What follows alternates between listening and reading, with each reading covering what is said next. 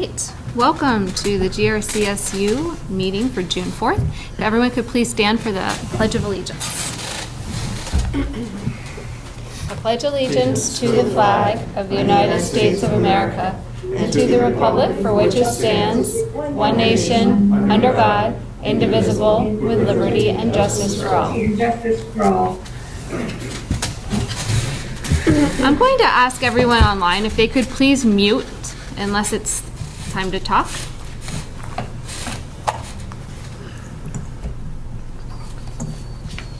Thanks. All right, I'll take a motion for an approval of the agenda. I'll make the motion. Thank you, Mike. Any additions, deletions, or changes? Seeing none, all in favor? Aye. Aye. Any opposed? It's unanimous. And now we'll have general public comments. Does anyone here or online have anything they'd like to say? Seeing none, we'll move on. And next we have Jay Slinker, principal at West Rutland School, with some of his teachers, it looks like, to give us a presentation. Welcome. All right, thank you. Thank you.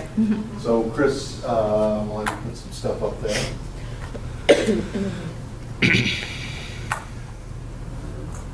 You have this presentation, I believe, electronically as well. So,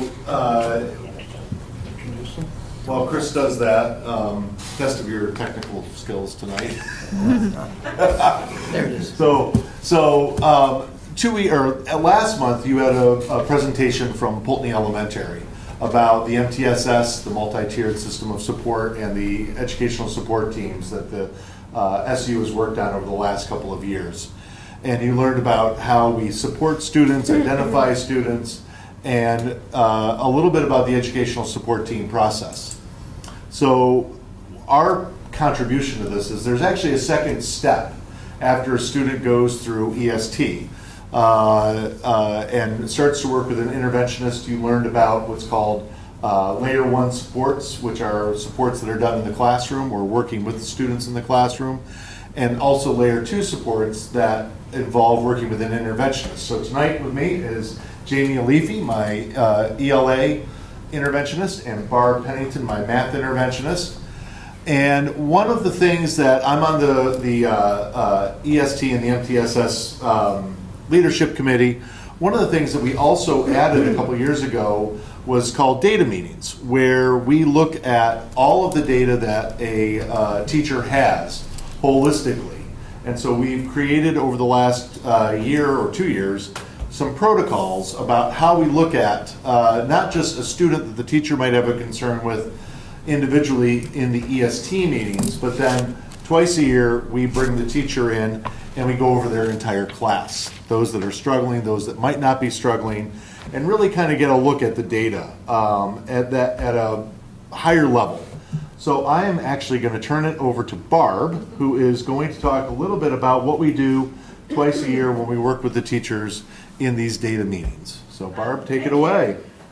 So this is my first year as math interventionist. I have been a teacher for about 20 years, but being new to the position, I was really thankful to have these guidelines in place. It really gives us you good? It really gives us like kind of guidelines to follow, and I was really thankful to kind of have that blueprint in place for us. Have a couple notes here so I don't forget anything important. As Jay mentioned, we meet with all of the K-6 teachers twice a year to go over their whole classroom data. And the data that we look at the FastBridge benchmark assessments 3 times a year in the fall, winter, and spring. We also look at their ELA data through foundations and UFly, particularly in the lower levels. And then for math, we look at the bridges and CPM data, which are the programs we use for our K-6 classrooms. Looking at the data as a whole group, our team consists of the 3 of us, as well as our family homeschool coordinator and a special educator. We look for certain trends, maybe students that seem to, might be struggling in a couple of areas, might need support in certain areas. Then our team, we brainstorm different ways to help the classroom teacher implement some layer 1 interventions, and those are done in the classroom before they even see us the first time. So I'm going to turn it to Jamie, and we have a slideshow. Yeah. So I'm going to basically Goes with us. take you through, like, if you were a teacher at one of these data meetings. One thing is looking at the data holistically, looking at the whole class instead of just one particular student to really see a trend of the class level. Oh, you got it, yes. Yeah. So when you're ready, slide 2.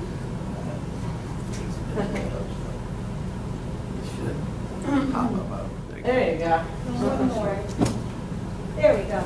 All right, so right now we're looking at second grade data. Now, normally there would be like 20 students here, but just for the sake of this purpose, I'm going to put 3 up here.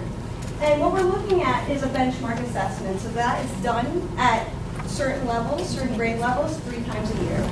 So right now we're looking at second grade, and we think about percentile. So percentile is like a bell curve. We kind of want 40 to 50 as percentile for an average student. So if we look at the percentile for that grade level, and a student in second grade should be reading 43 words per minute. And then we look at certain trends, certain services that the student already has. So as you can see, for the first 2 students, one read 6 words per minute, and that student's already on IEP. So the special educator is aware of that. Second student, 18 words per minute, is also on IEP. Now this is a student where we are like, ooh, that's a little interesting, we should really explore further. We see that a student is reading 21 words per minute, which is very under what you should be doing at that time. So we will suggest to the classroom teacher that, hey, you should progress monitor the student, work in small groups a little bit more, and try to fill in that gap, basically. So if you don't mind going to the next slide. So after we talk about, we saw the data, we give suggestions to the classroom teacher as well as find resources for them. So in this case scenario, for this second grade student, we're going to target fluency because they are having trouble reading at appropriate speed. And we're going to reteach sight words that will help their reading, as well as practice fluency in small groups. I also suggested possibly having color-coded flashcards to teach those sight words with unfamiliar spelling patterns. And then we progress monitor every 2 weeks, where a student would be right in front of the teacher, and they would do a 1-minute read. And then she would record that in our software called FastBridge. And this is what one of those little progress monitoring Brad looks like.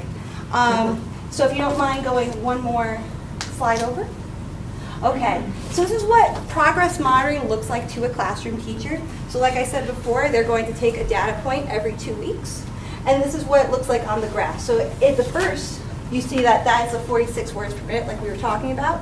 We suggested to progress monitoring step second grade, first grade level to see if we can fill in that gap with a little bit easier words. So as you can see, every 2 weeks, so the second data point was 42 words, then 50, then 52, then 57 words per minute was a goal. So as you can see, that student did not hit that goal. So the results, the student did not make adequate growth in 6 weeks. As a result of that, an EST referral was put in. And then we will get together as an EST team with that classroom teacher. And we looked at, they did not make adequate growth. So then they would start coming to a reading interventionist like myself to work with additional layers. So they will get layer 1 in the classroom, do a little small group with the classroom teacher, but then also they'll receive layer 2 supports, which is the reading interventionist. So that's how those 2 layers work together. Thank you. One of the things that we've, going slightly off script here as we wrap up, we have also been working at West Rutland on grades 7, 8, and 9. If you remember correctly, we've got some interventionists that we share across the SU, Proctor, Pulteney, and West Rutland at that secondary level. We've targeted grades 7 through 9. We also are using this data with those folks as well.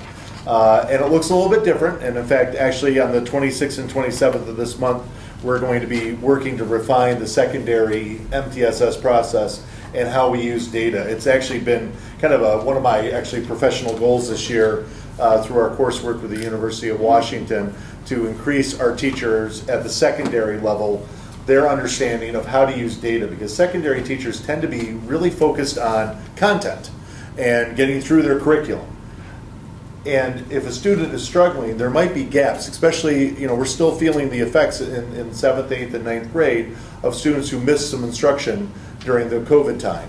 And so we're using this to really try to catch students up. So this year, our interventionists at grades 7, 8, and 9 worked with a couple dozen students. And in similar fashion, we've really seen an increase in their words per minute, and then math computation, all using the FastBridge system that we all use across the GRCSU. So while we focus tonight on how we use data at the elementary level, this is also work that's going on at the secondary level. So, and I guess I would open it up to any questions that you guys might have. We knew we had a time constraint, so we didn't get too deep into it, but we thought that we would be able to share. It's just again, this is an extension of that educational support team process that you heard about from Pulteney Elementary a few weeks ago. How would your strategies have to change for secondary students? So that might be in the classroom, teaching different strategies, how we can use like English like supports, like breaking down vocabulary, academic vocabulary before a student starts reading, right? Maybe making sure that reading is accessible, so possibly sitting down with that student in a small group to go through it and annotate together. So like there's different types of strategies that you would embed in the secondary level that does work at the elementary school level, but can fit and scaffold up to that high schoolers. And in fact, this year we had 3 days of professional development. Folks from Rutland Town, Proctor, West Rutland, and Pulteney all attended a professional development from a James Madison University professor, Sarah Lupo, who has done a tremendous amount of research around secondary intervention. And so that was actually really good PD, and we had, and all of us in our buildings came back to our buildings and talked about the strategies that we learned from Dr. Lupo, and it was really good. It was practitioner. It wasn't theory. It was actually like, this is a practitioner. There's a difference. Mm-hmm. So I'm very happy when a practitioner is able to come and be able to speak to us. And this was actually a statewide presentation that she had done. Any other questions? I just want to say I'm really proud of the work that we're doing across the SU as someone who serves as one of the co-chairs of this MTSS work, along with Lisa Madison and Kevin White, one of our psychologists. It's a tremendous amount of work we've done. We've come in just 2 very short years. We have really done some transformative work across the SU. So thank you guys for your support. Thank you guys for your time tonight and the work that they do in our classroom with our children. Thank you very much. Thank you. Thank you. Thanks. I just want to grab this.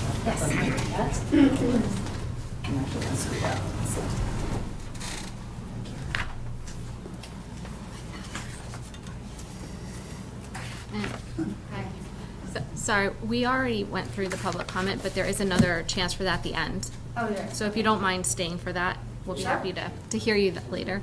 All right, next up we have our legislative update, and we are very happy to welcome Senators Weeks and Williams, and we'd love to hear from you. I don't know if you want to stand up or...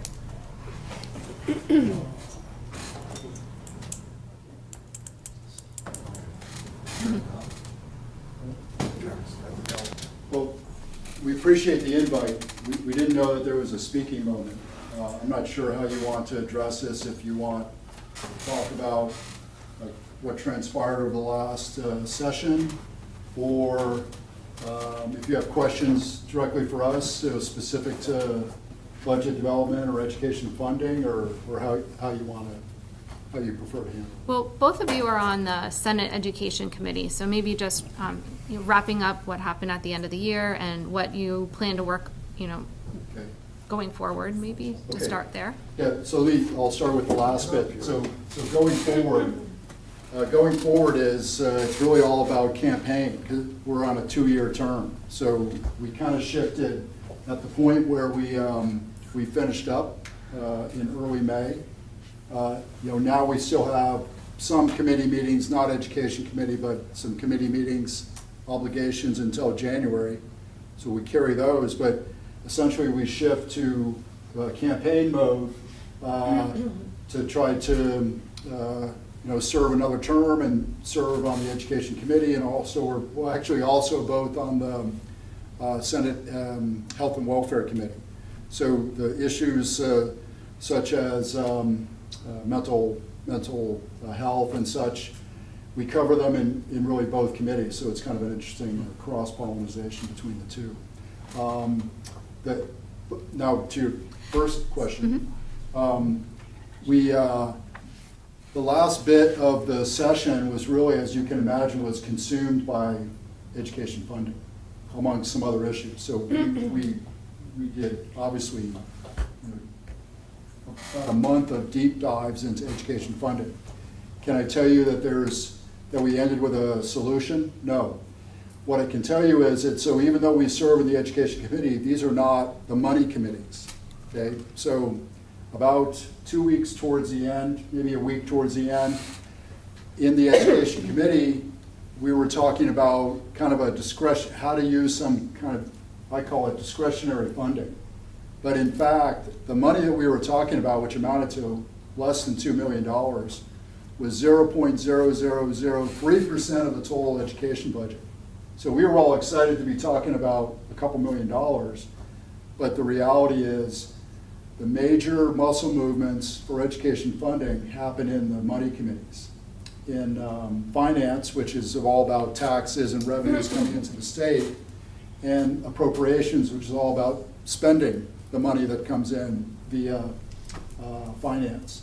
But when you create policy in your committee, you're essentially creating financial hardships for SUs and districts, because policies tend to then become law and become mandates. So you do have some fiscal oversight when you're creating policies in your committee. We do. So I'm not trying to dodge the bullet. What I'm saying is that in the Education Committee, we do talk about issues which affect the local level. Okay, that's absolutely true. And I'll give you an example. One of the things that absorbed a lot of our time was a conversation about a bill about school construction. Okay, school construction, we have currently, last term we did a study where we took all of the data that came in from the local SUs about the material conditions of the schools. Okay, so we took that information and we deep dove that to figure out, well, what is the total cost of school construction for the state? And the feedback, which I think is relevant to Lisa's comment, is we have about $280 million worth of immediate school construction needs that directly affect safety and security of the students.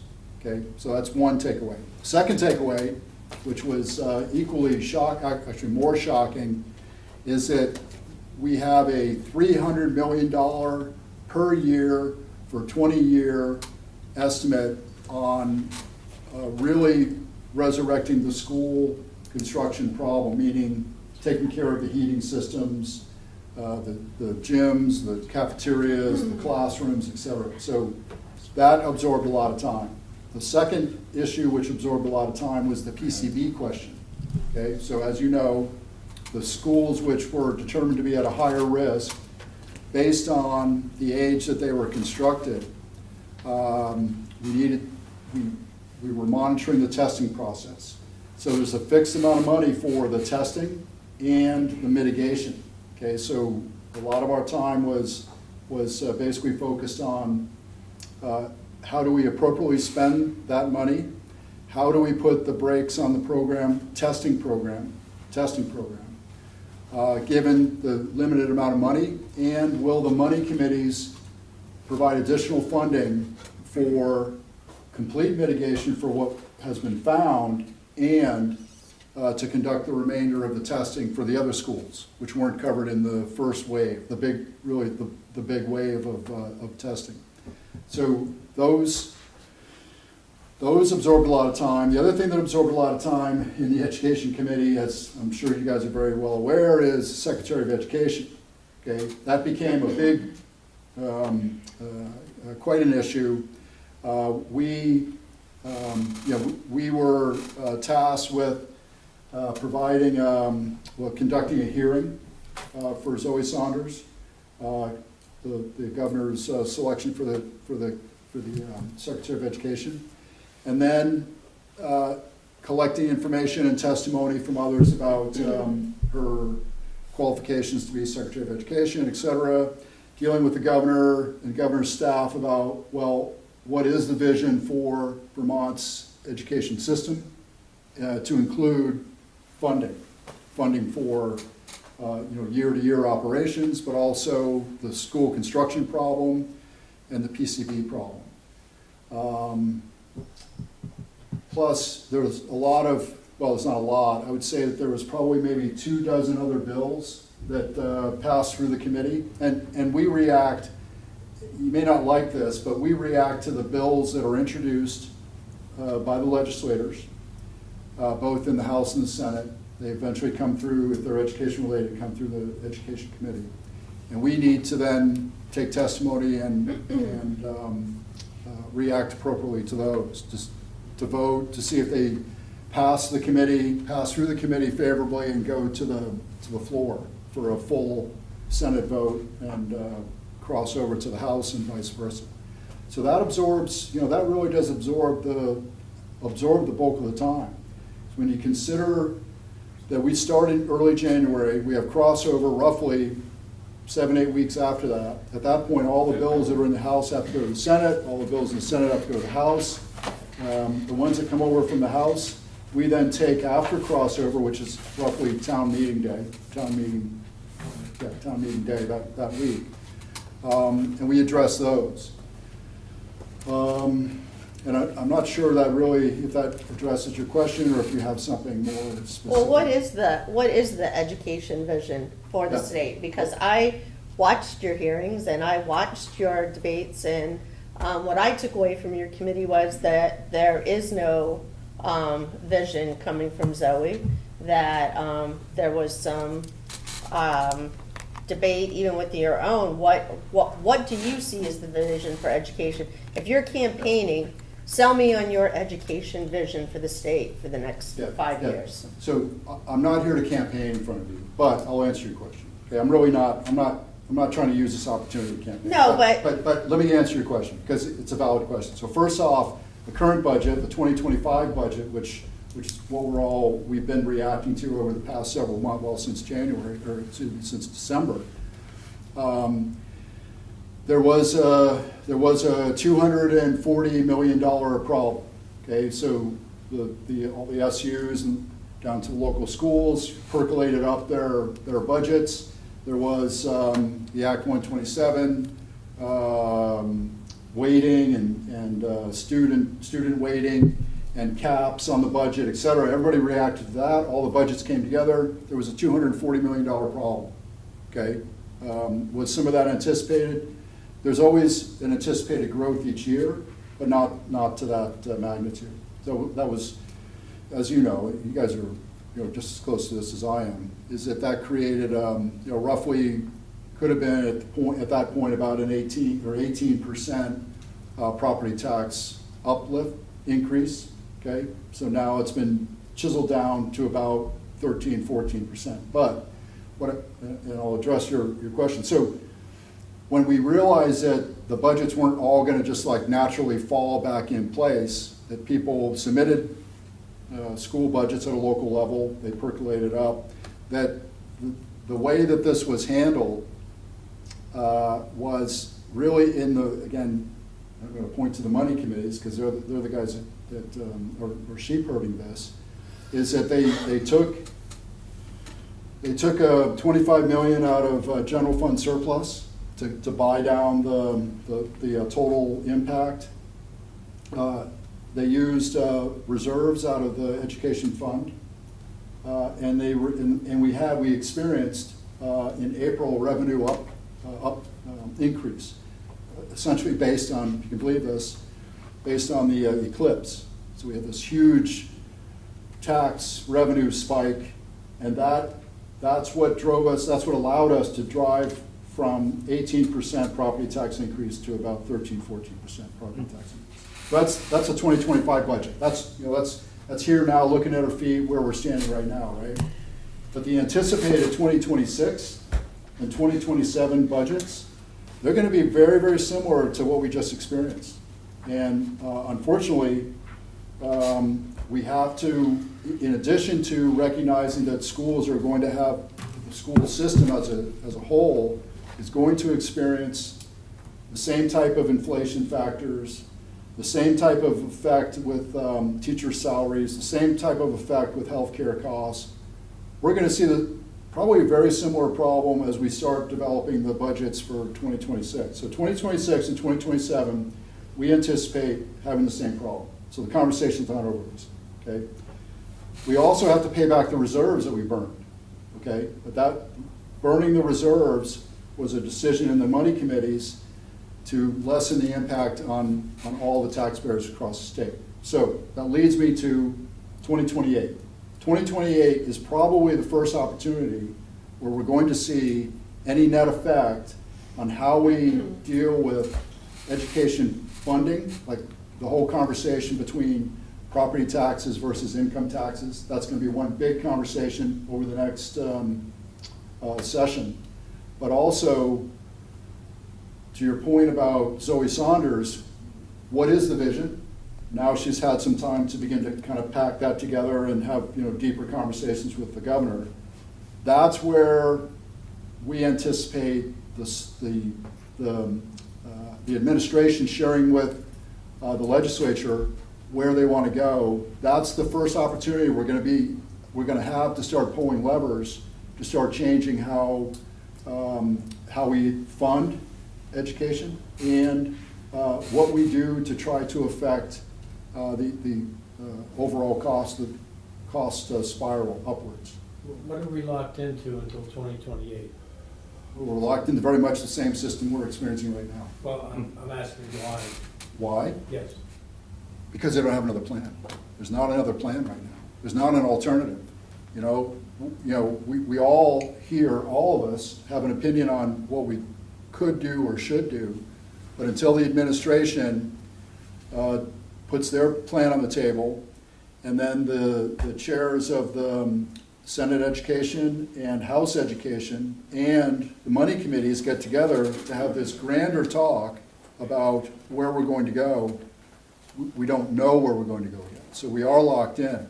Now there is, and I think the governor just signed it out, there is a high-level legislative study committee, and I want study committee. Study is not a four-letter word, so just okay. They have to look at the problem and develop a solution together with the Secretary of Education and the two money the money committees, the revenues and the expenditures. So that's why it's going to take a while. So that is probably a one-year effort, if I remember correctly. Okay. 18 months, maybe. Yeah, it could be 18 months. Okay, but it's not now. It's like I think that the agenda. And I didn't look at the bill today to review that timeline, but that's got to go into committee. Well, it's got to be, the plan's got to be developed. It's got to go into the committees. It's got to be vetted, and then it's going to go into law to be reacted to in the following year. So it's not going to be, obviously not this year's 2025's budget, which we're dealing with now. It's not going to be 2026 budget. Could it affect 2027? It's optimistic, but the reality is we anticipate 2028 is the first time we're going to have a chance to pull any levers to change the current system. I know that's not palatable, but that's reality. At the same time, we have completely not addressed the school construction problem, which has been dormant. The state involvement in bonding for schools has been dormant now for 14, 15 years. Okay? The state has not contributed. All bonding is done at a local level.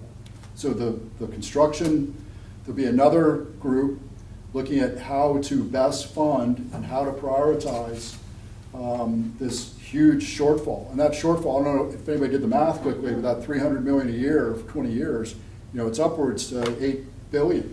That's big money. And that's That's not in the plan anywhere right now, okay? And the PCB reaction.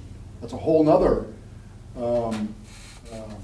problem that's unaddressed. On the PCB, are we still looking at just a certain amount of money, and when that Yes, runs out? that's we're correct. done? That's correct. So all we did is we were discussing, well, do we slow the system down when that budget category gets to 4 million, or do we start slowing it down when it gets to 2 million? Okay, the money itself didn't grow. Agency of Natural Resources is the keeper of the keys for that money, so. And I'll be a little more general. I thought the meeting that we were attending was to kind of get together and come up with a strategy for where we're going. But I can tell you in general terms, Act 127, which is why we're experiencing the problems we are, was initiated in 2021. Senator Weeks and I weren't even in the legislature until 2023. So, and that's part of the problem. There is no vision. Everybody's always on the way out. And basically, when we, Act 127 didn't get implemented until FY 2024. So, and we got reelected every 2 years. So you got a constant turnover of legislators. The money committees he talked about, Jane Kitchell's been there for 30 years, a Democrat. She just retired. So all that institutional knowledge is gone. Brian Campion, who is from Bennington County, senator on the Education Committee, he's decided not to run again. So you got a guy, Williams, who didn't want to be on the Education Committee, but I got put on there not knowing anything about education.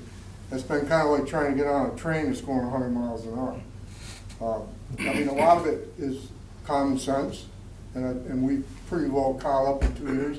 Now we can actually, now we know what our job is, we can actually start to participate. And that's the whole government system up there. And how's the funding from the short-term rentals? How are you capturing short-term rentals? Are you?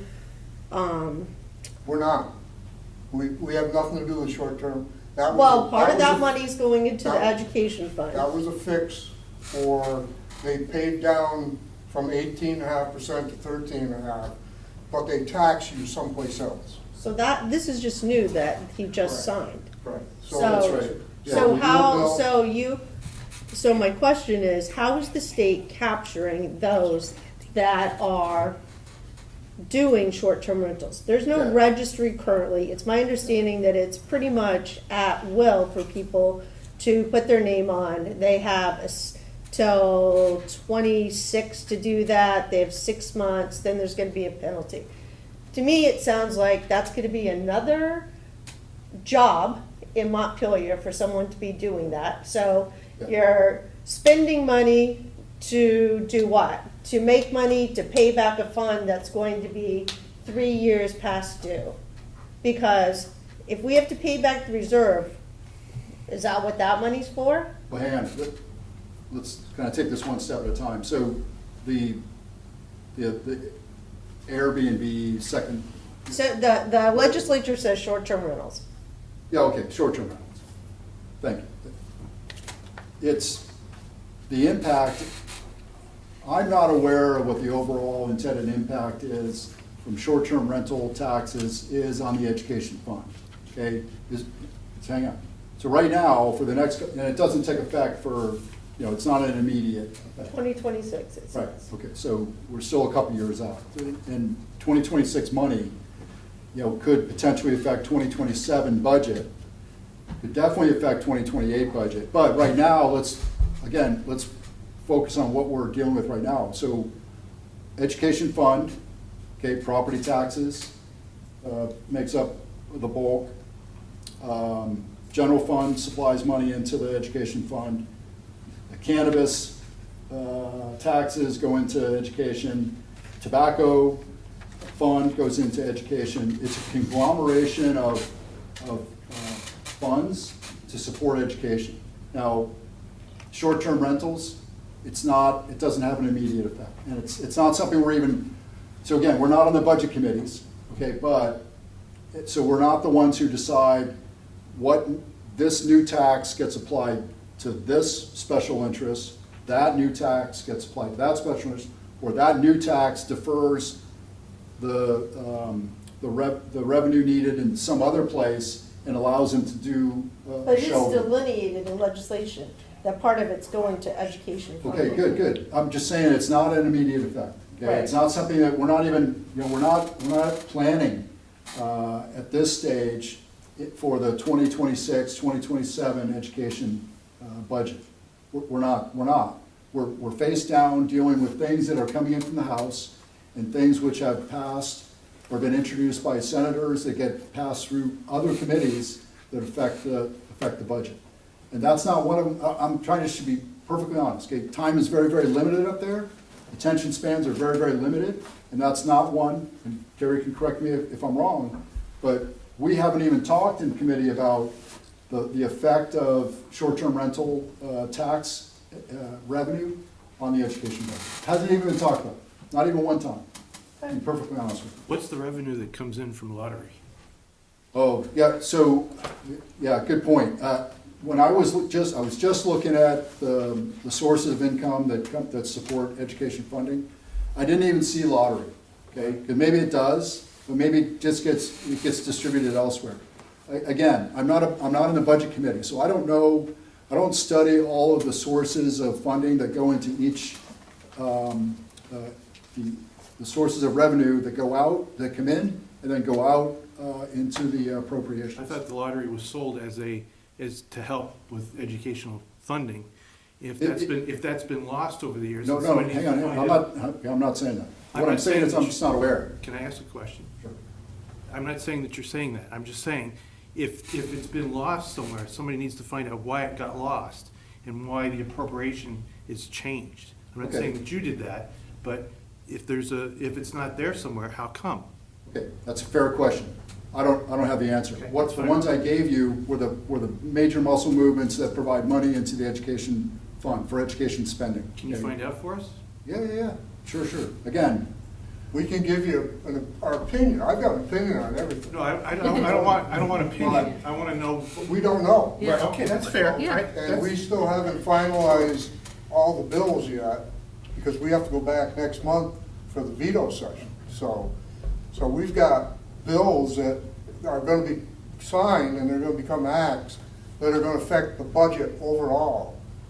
And the only thing that we know, sitting in that committee, is that next year, there's gonna be a $220 million hole in the education fund. So buckle up. We're gonna have to start tightening our belts. And taxes are, unless they, see, I think that a lot of them thought that the marijuana tax money was gonna be used to help pay down the education tax fund. But there was, the appropriation committee chair came in to our committee and briefed us. They basically said they couldn't do that. It could only be used for after-school programs. And if they used it, if the legislature decided to use it to pay down the education tax rate, it was gonna be a poison pill, and Act 60 was gonna be repealed. Well, I think what needs to happen is the legislature needs to look and decide what's a priority. If education is not a priority, if it's 10th on the list, then what are the other 9 things that are in front of it? I agree, but unfortunately, we're out of session now. Unless we're on one of the summer committees, like last summer, Senator Weeks was on the construction committee. But I'm putting hay in the barn, and what happens behind closed doors up there during the summer months, we won't even find out until February 2024, and neither one of us may be back up there. So, yeah, we need a vision for education in Vermont. I'd say the governor should have, I want to see a vision for where do you expect Vermont to be as a state 10 years down the road. And then once that intent is out there, he gives his administration guidance, and then the Agency of Education comes up with their own vision, but it's gotta come from the grassroots up. So the education strategy and vision should come from the superintendents, the principals, and the school board. Well, it seemed a little bit, the last legislative session, that school boards were villainized by the legislature. And we're the ones that are trying to toe the line on cost. I know. And we're getting castigated for some of the things that are going on. Now, not all boards are trying to be, nearly as fiscally responsible as maybe some here. But the fact that we're the troops that face the voter more so on school budget stuff, and we're still being castigated as the ones who are out of control is just unfair. Yeah, the reality is the boards, school boards, have a very small percentage that they can actually affect the local budgets, okay? Right. The NEA sets, negotiates the teacher salaries. The state negotiates your healthcare system, your healthcare coverage. You've got inflation to deal with. I mean, the things that you're talking about, it's whether you, support an after-school program, a sports team, a theater, that kind of stuff. The bulk of your budget, you guys are well aware, is not really in your control. The portion that you talk about, that you guys deal with, is the portion that's within your control. But some of the mandates that come down from up here are out of our control also. And you're the guys that represent us to that to that process. Hey, so if I can say one thing about that, the budget process is upside down, because the governor submits his budget on the 15th of January by statute, and then we don't even pass a budget till May. And in the meantime, the municipalities and the school boards have to have their budget done by March. That's totally unfair, number one, and it's irresponsible if you think about it. But they wait and play games with us. It's like a shell game. Where's the money? And what shell is the P under? And we still don't know. If I can address one of your comments, though, that education does not appear to be the priority. I think you're absolutely right. Everything is a priority, leaving nothing as a priority. It's all about special programs. So you can ask the government operations folks what the priorities are. They give you a completely different list than the health and welfare folks, different list from the judiciary folks. I mean, it's really, correct me if I'm wrong. If I were king for a day. Well, that's where leadership comes in, and sometimes we just need to stand up and say, okay, this is our vision, and let's move forward. And you are, and the people are. They're finally saying, you know what? It's broke. We don't care what you have to do to fix it, but we're sick and tired of paying. We have a question behind you. Colin?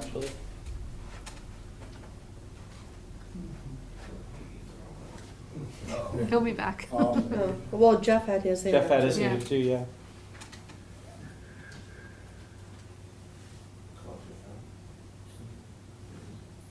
Thank you for showing up, senators.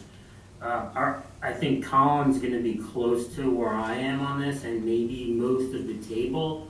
So you say you throw your arms up because you have no control. What do we do locally when our constituencies are saying, "What are you doing?" Yeah. And we can't just say we have no control. We can't do anything.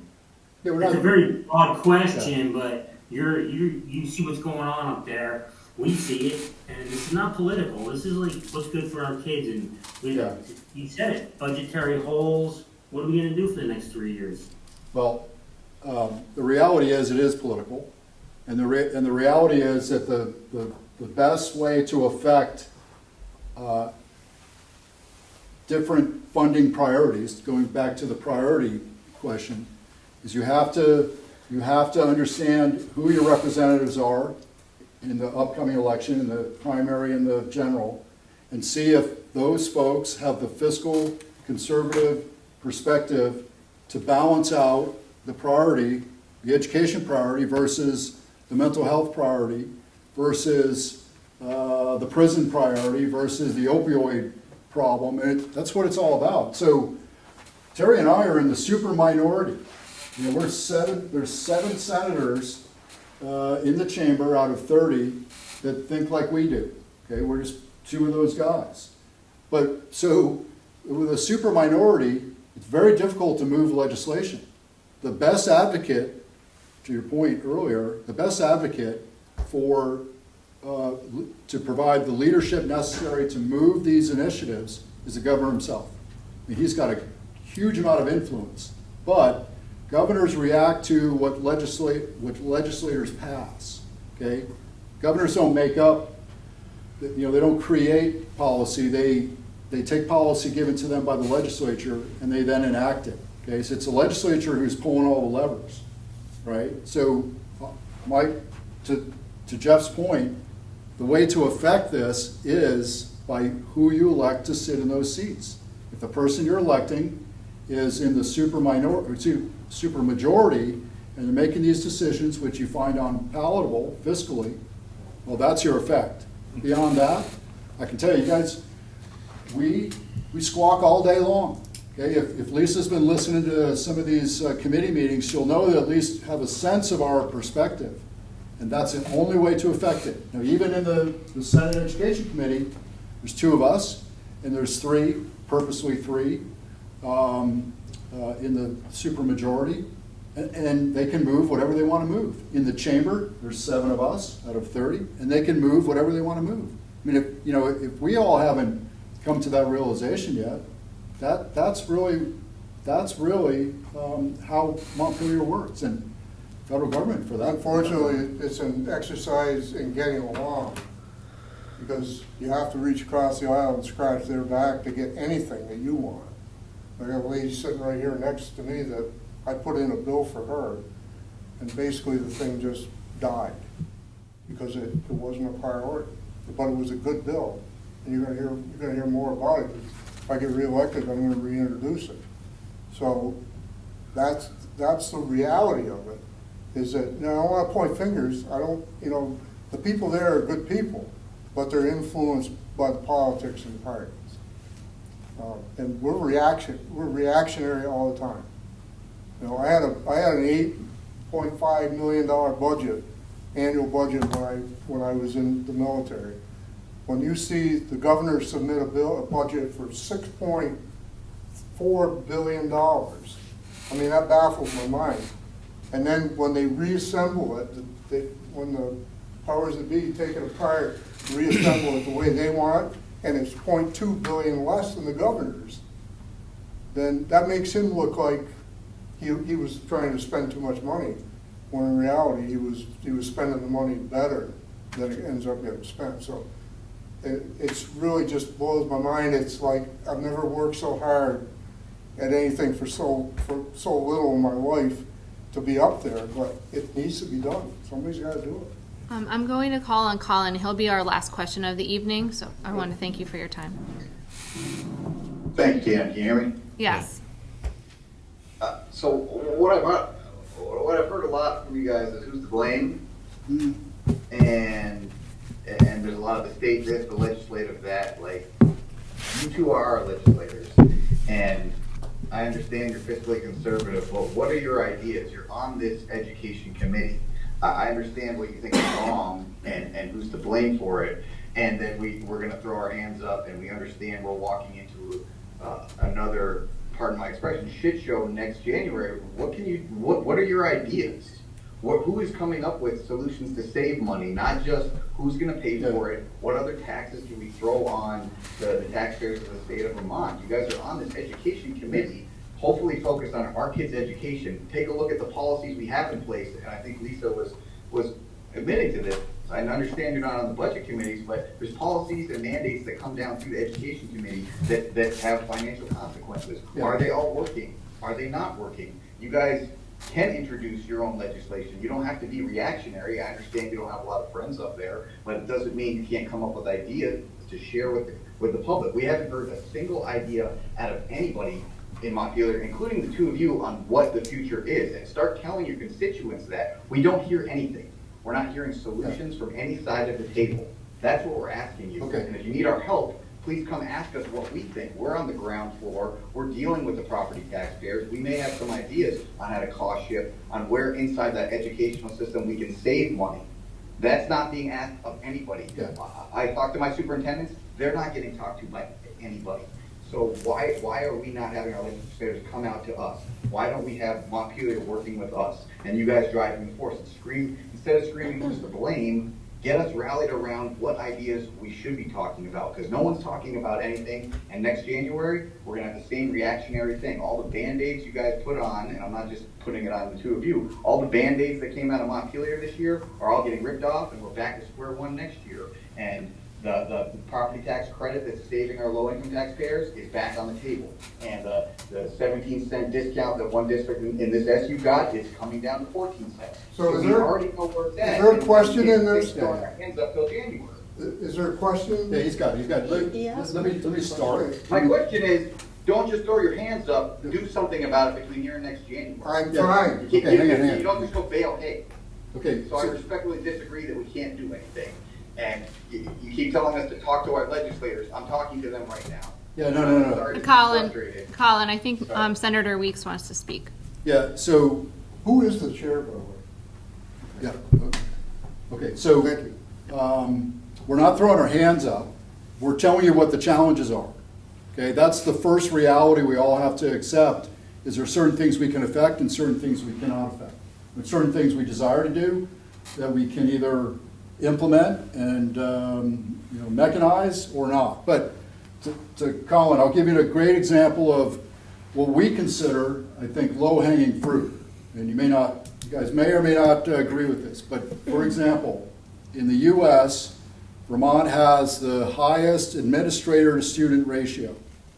Okay, meaning that you have more administrators per student than any state in the union. Okay, maybe there's a couple good reasons for that, but overall, that's administration is a huge cost. Okay, this is and don't. I just take know this- that's the first thing you go for out of all these no, things. you go to no. administration. He wanted, come on, you guys gotta, come on, you guys, if you're asking questions, you gotta be ready to take, and there's 100 different answers, right? I'm giving you one. Just find that laughable. Okay. So that's one of them, okay? We're looking at all the cost movers, all right? We are not in the middle of this education review on how to affect the education funding and the cost per student, okay? So we've got an administration to student ratio problem, okay?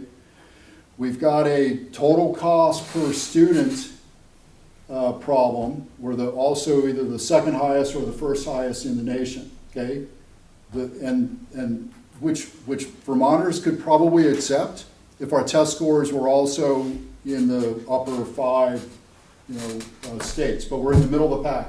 And We also don't have any schools for students with closing Lehigh, and the state has said you're not going to build or endorse any schools that, for students with special needs and like that. We're addressing all of those locally within our district. So I'm not really sure how that's factored in, but that's a huge component when we're talking about instructors, when we're talking about students, because those students, many of them are on IEPs, and that directs a different number of level of adults that have to be with them. And that's at the state level. The state has said they're closing that. The state has said we're not endorsing any more of those schools. So that has trickled down to us, and that is our responsibility within our SU to capture that and deal with that. So I think that is a huge piece that is not spoken about. Okay, what the state is not supporting, what the state put a moratorium on was additional independent schools. We're not talking, hang on, we're talking about the Burns, the St. Johnsbury Academies. That's what the legislature as a whole, they do not like, okay? And I know I'm gonna use the wrong term because I'm flustered and I'm standing in front of you guys, but the schools that deal with special needs, that has huge support in the legislature. Now, they may have closed some, like the school for the deaf and the hard of hearing, okay, that closed.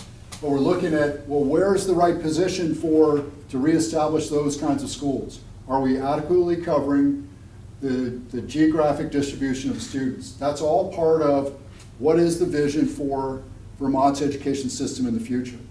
Now, okay, we've got West Rutland High School, we've got Proctor High School, You got all these small schools dotted across the landscape. That's being looked at. And I know that's very unpalatable, but that's as unpalatable as the reaction to administrators versus student ratio. There's 100 different avenues to approach this, and they're all going to get looked at. It's unpalatable because when we merged, basically we were lied to about the merger and how we would be allowed to stay. And when I hear people in Montpelier, legislators, yourself, say fewer and newer, and you haven't been here. I can say that. I have heard that in the education committee. I have heard that phrase come from the education committee. That I do find that unpalatable. I find it because I think that we can't say this is who we are in Vermont. I mean, it's ironic. It's kind of like Vermont says, we can't have billboards, but we're going to use 200 acres of prime agriculture land and put up solar panels. To me, it's almost the same analogy with small schools and this attitude about fewer and newer.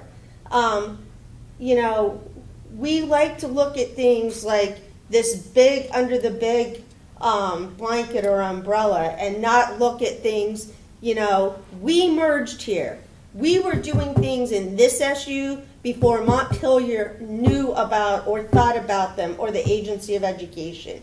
And now that we've done them and done more, the state is going to say because we can't figure out funding and because the funding mechanism for education is a mess because it doesn't make any difference what we do in our budget. Our spending was low. We spent at Quarry Valley, what was it, $17,000? We had one of the lowest per pupil spendings. It doesn't make any difference because that's not how education funding works up there.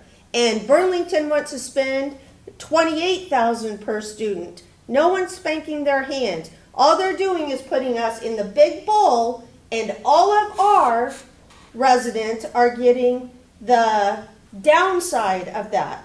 We were fiscally conservative, but it doesn't serve us. I mean, next year, it would almost serve us to be one of those irresponsible districts because that's what they are up there, and we're all paying into it. So, and the other thing is that we've had 5 Democrats, 2 of them died, 3 of them aren't running. The likelihood that he and I are both going to be on the education committee, they're going to shuffle the deck. So although I have a flavor and an interest in getting the education problems fixed, I may not be in there doing that. I may be doing something totally different. So, and that's the reality of it up there. And you're going to get a whole slate of brand new legislators. I think we had 60 in our freshman class that don't have a clue what they're doing. So It's unfortunate that again, you do get outvoted, and those mandates do come from that majority, but we're paying the price for it, and we're tired of it. You are. We recognize that. I mean, Lisa's been quite vocal about this. I've heard her. You had 10 or 15 comments within your comment, and they're all true. And we're addressing these things one at a time. First off, learning process. Okay, I think it was Colin's point. Yeah, we're new, and we're learning. And I did share with you the landscape of Montpelier, which is it's the reality. There is a huge problem. One is how to create the revenue to fund the education system. The second is, what's the education system going to look like?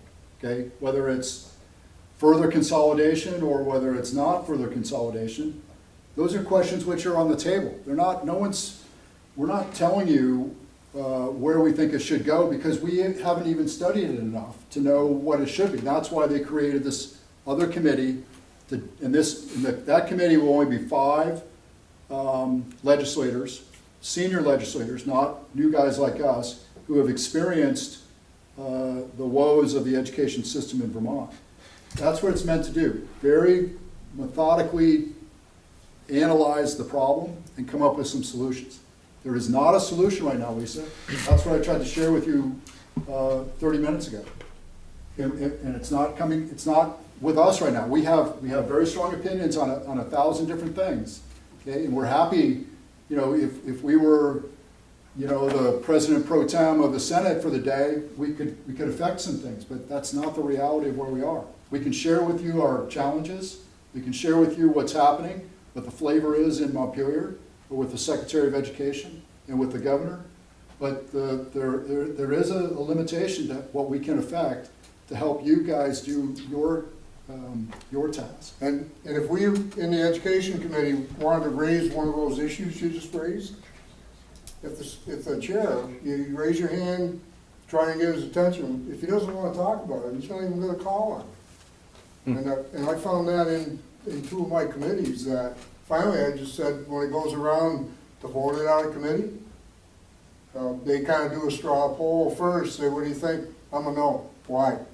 Because you didn't let me ask my questions and you didn't answer my questions.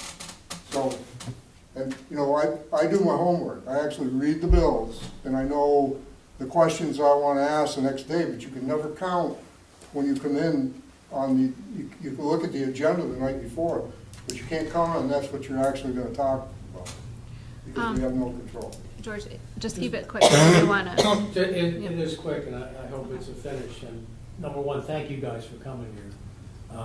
You did mention the veto session. From your standpoint on the education committee, is there anything we should be looking at out of the veto session? Currently, none of the veto bills have anything to do with education. Well, you can also do new stuff, right? As I understand. I'm optimistic next year. I think that if he and I are both on the education committee, the chair is gone, we're going to have a say, because we're going to be veteran legislators. Somewhat. So the veto session addresses only the bills that came through passed both the House and Senate, passed, that the governor found displeasure with, and then vetoed. No new legislation is created, has been created since like December 15th. Okay, that stopped because we have 1,200 bills. We had 1,200 bills in play up until May 9 or 10 or whatever we wrapped up. So the veto session will address an opioid injection site that the governor vetoed. Overdose prevention site. But nothing from the, nothing that would affect us. Nothing. I thought the governor might veto the H887, Well, I think he just did. the So yield, what's 887? the yield bill. I think he did. That would affect us. Yes. Okay, so we'll take a look at that. So we're just now in conversation with the legislative affairs director in the governor's office about what bills he's going to veto and why he's going to veto them, and then to have them explain it to us, because we have to sit on the floor. We have to first prepare for the floor to debate, to take whether it's the yield bill or the opioid bill, and try to represent a bit more of a conservative approach. So that's where we are now. Thank you very much for your time tonight. Thank you. Thank you. Really appreciate it. Thank you. All right, we're going to move on to the consent agenda. I just have a question. What time is the second public comment? It's probably towards the later. At the end of It is, yes. I think she has homework, so Okay. I'll go home and then hop on Zoom. Yep. Is that fine? Can we change the? You already approved the agenda.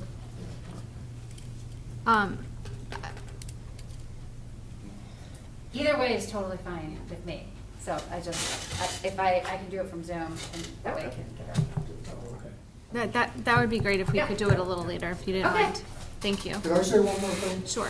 So, I actually have a plan that's in writing where, I believe that the only way we're gonna fix Vermont is from the grassroots up. And every one of our, there's 33 committees, although that changes because there are special committees that get activated. And every one of those committees is recorded, and then it goes on a YouTube video. So a lot of people that actually have the time to sit down and review those, they can see the comments that Senator Weeks and I make in the committee. I don't have time to get on social media and let everybody know exactly what happened that day because I'm focused on the next day. But if anybody that has a bill or a suggestion that can get a hold of me or Senator Weeks, you know, I'd be glad to put in a bill if you think it's going to change. And when people watch those videos, they know that, and you can see the miscues. They forget they're being recorded and they say stupid things.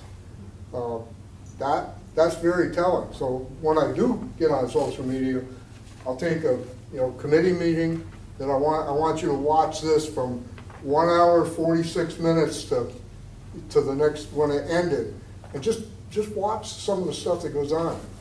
And my plan was to get 2 people for each committee, actually Zoom, what we call Zoom watching, because it's on Zoom, and then crosstalk about everything that's going on. That's really the only way that the people are going to find out what goes on up there. And it's actually, I'm starting to get some traction with it. I've got people that are contacting me and saying, hey, I heard what you said in your committee, and thank you for that. But why next time the issue comes up, I want you to say this, and this. I work for you guys. You know, I'm not doing this for the money. I do it because I really feel a need to do it. So, you know, and we're all probably going to have to, I'm a taxpayer too. My taxes are going to go up significantly. Some people can afford it, some people can't. So when the property taxes come out, people are going to have to decide whether they're going to put gas in their car, buy groceries, or pay their taxes on time. And I don't like that. It's not fair. So Thank you. So, and it's if we could do something within each supervisory union to actually watch what goes on, maybe just set up a roster, have different people watch it at different times. Everybody will find something different that's important to them. Senator Williams, Senator Weeks, I do want to thank you for coming tonight. I just want to ask you publicly, would you both be more committed to working with superintendents, administrators? Because like I said, I think it's great, but Senator Weeks, I haven't seen much of you in working with superintendents. You know, Senator Williams, you've been a little more present and asking questions and in the field.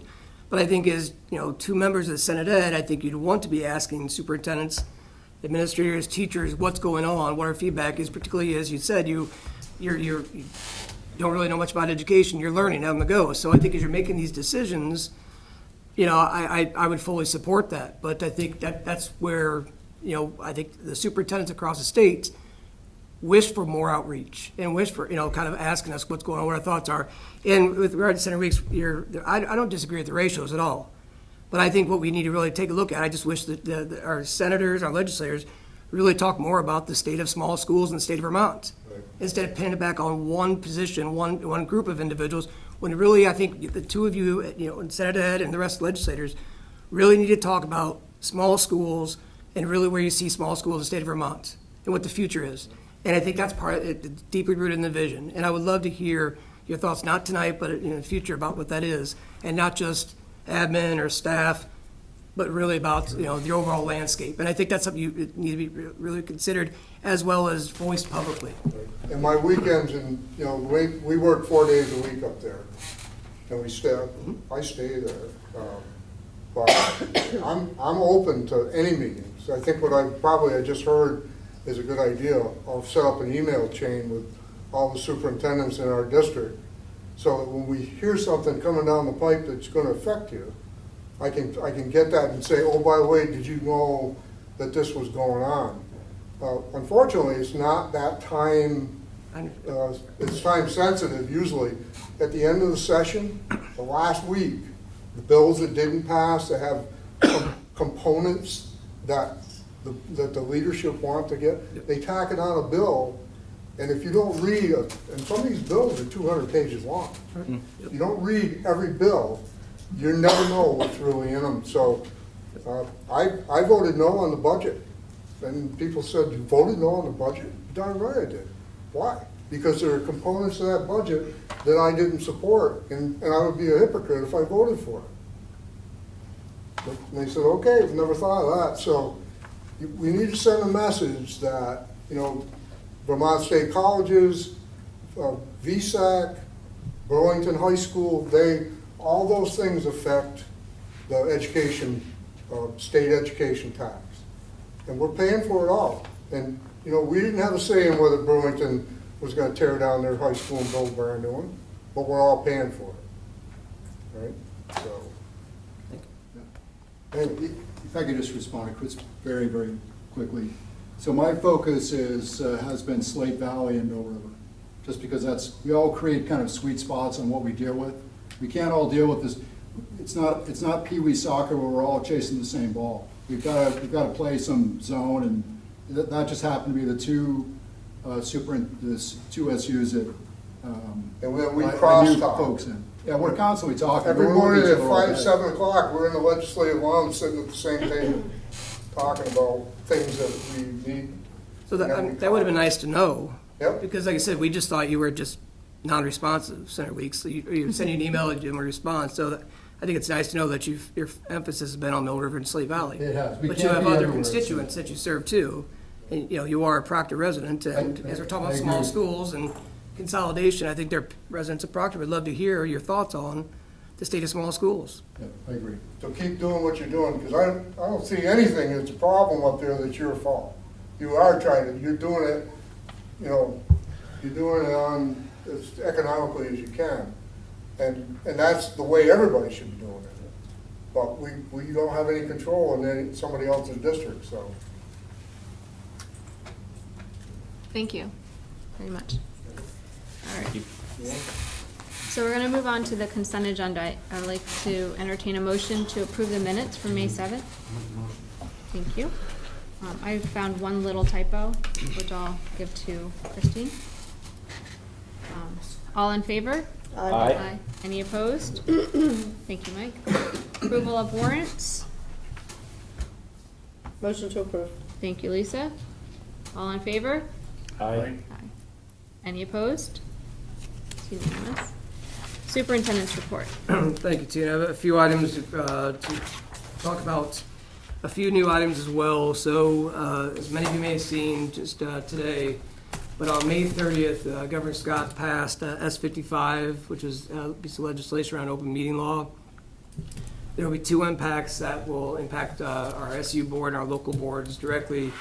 First is around Section 7, which basically needs that we will need to post an explanation and a copy of the procedures for submitting an open meeting law violation.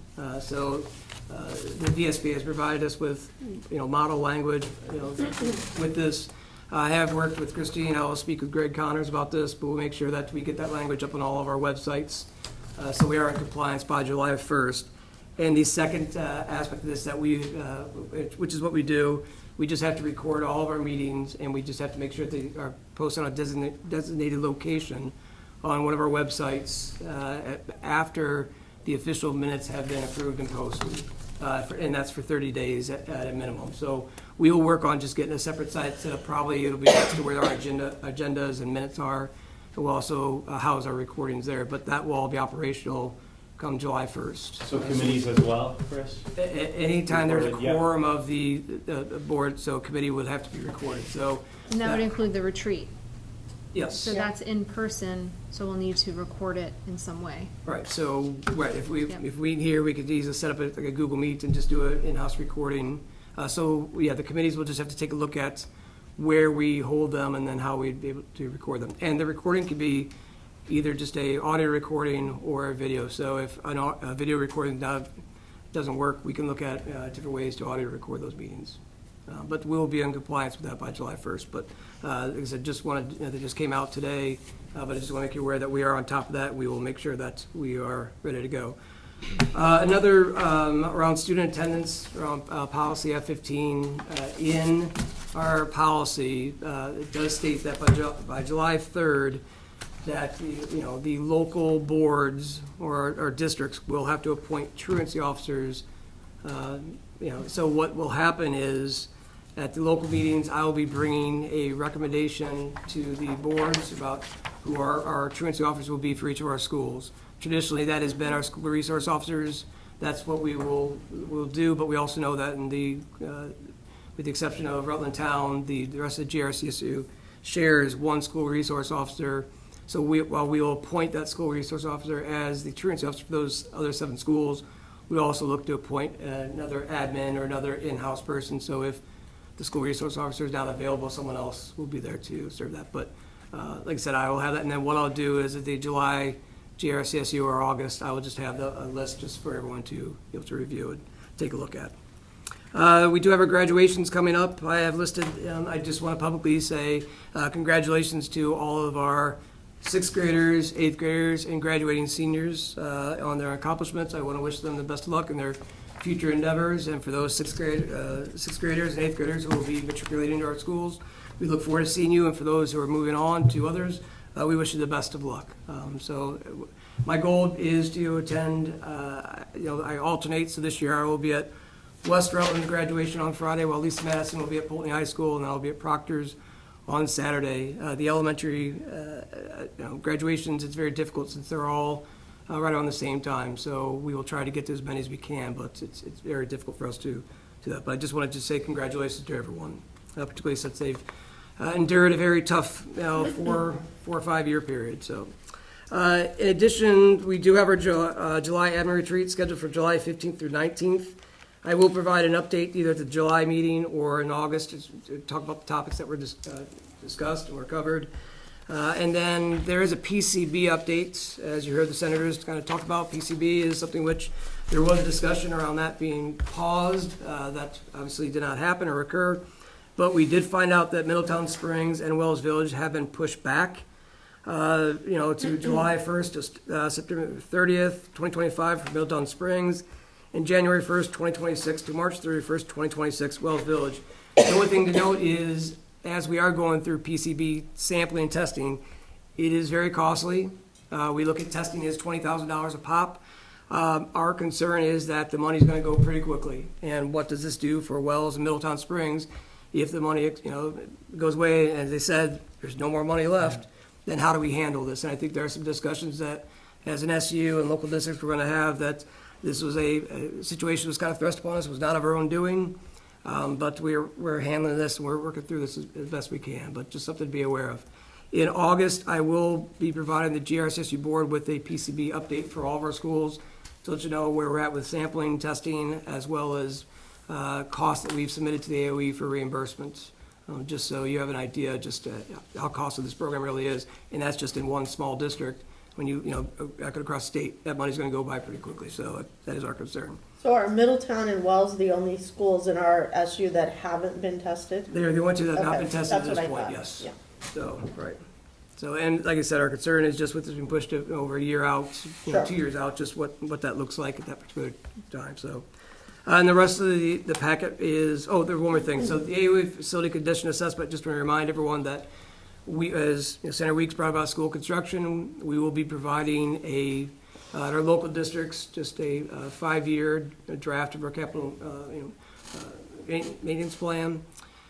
I will also be uploading all of these school drafts into the GRCSU so everyone can kind of see just a bigger picture in terms of where we're at just with cost and what that may look like over the next 5 years and the cost. And I said to Senator Weeks, he discusses the admin as being a cost, but I think we also have to look at our cost of our facilities and what that looks like for the next 5 years. And I think that's a reality. That's why I referenced we really have to look at small schools and what that really looks like in the future, not just the bodies that are inhabiting those places. So, and the rest is just information for you around upcoming workshops for the VSBA. So if there are any questions, I'll be more than happy to take them right now. Just a comment that it's nice to see our new motto and mission statement on the bottom of your report. Yep, and I have that in all of our schools beginning the start of the school year. So, thanks. Great. Thank you, Chris. Lisa. Everyone, can you hear me okay? Yes. Yep. Perfect. I know you've already had a lengthy meeting, so I will try to be brief. You have my written report, just a few things to highlight. One is that the consolidated federal program grant with all the title funding that we get. This year, the allocations were severely delayed by the federal budget process, and so they just became available on May 28th, which is causing quite a scramble for me and the folks that I work with on the grant to get that done and submitted by June 30th. But we're working through it. That's the bad news side of it. The good news side of it is that our grant allocation has increased slightly by a little bit over $20,000 for this year. And Lewis and I at this time believe that will allow us, if you remember last year, we had created 3.5 secondary interventionist positions. And with the additional funding and what we have available, we believe that we can move that to 4 full-time FTE secondary interventionists, which would be an increase of a 0.5. Last year, we were unable to fill the 0.5 position. As we know, people want full-time jobs. And so we're hopeful that as the grant process works through, that we'll be able to do that, again, with no additional cost to local budgets. And we also have recently had several students move into multiple schools in our supervisory union who are multilingual learners. So you will see a job posting coming out for a multilingual learner instructor to support those students and to meet the legal requirements that we have in providing education and services to them. And we also received a grant from the Agency of Education that should hopefully cover some of those preliminary costs for us as well. So there's tricky but good news on the grant front for us. And other than that, I will just take any questions that you have. So I have a question about curriculum, Lisa. Do we have any schools that are introducing new curriculum that hasn't been vetted by either yourself or the curriculum coordinator? And when I say that, is it curriculum that's one-off? For example, we're piloting YouthFly. Are there schools that have introduced other literacy programs this year? In that particular, for phonics instruction, no, none that I'm aware of. For literacy in general? Sorry, could you repeat that, please? Just for literacy, not necessarily phonics, but for literacy. Not that I'm aware of. Okay. I think that we've been working with our admin team to try to really understand what we're doing with the curriculum work at the SU level. We did a big presentation to the principals 2 weeks ago at our admin TLC and went in depth on all of the different initiatives, programs, and activities that we've got going on to try and make sure that they really understand them and understand where and how that could impact their schools. And then we also are in the process of drafting an approval procedure to bring forward to Chris around how schools can apply to have approval to adopt new programs so that we can have a more formal and official process for that moving forward. That's still in the works, but it's something that we're working on for the future too, because we want to make sure that we're moving forward together. So I think our principals understand, and I think that the steps that we're taking are going to help make that process a little more formal moving forward. Okay, thank you. Are we still piloting YouFly, or is it decided that that's what we're going with now? So we're wrapping up our year 1 pilot of YouFly, and we did data analysis of student data and also surveys of teachers, interventionists, and principals at the schools where the program was piloted. And based on that information, we're going to move forward with expanding it to 1st grade for next year with the plan to add 2nd grade the following year. So we'll be sending out information to our 1st grade teachers in a couple days that outlines sort of the next steps in that process and how we're going to support them in making that transition like we did with their teachers that were part of it this year and last year. Great. Glad it was successful. Thank you. Anyone else have Thank any you. questions for Lisa? Jeff? Sorry. Okay, thank you, Jeff. Great, Lisa, thank you for that update. Are the need for multilingual teachers, extra teachers that can handle the languages, is that related to migrants or refugees, to your knowledge? Tell me why you're asking that question, and I'll try to provide you with as much information as I can while not revealing any information about students. Just curiosity, we're taxpayers and we're curious about, folks that are showing up and able to, entitled to education, but might not be citizens. So we're wondering, don't you think we should have the ability and right to know if and where those folks come from? That's a really tough question, Jeff.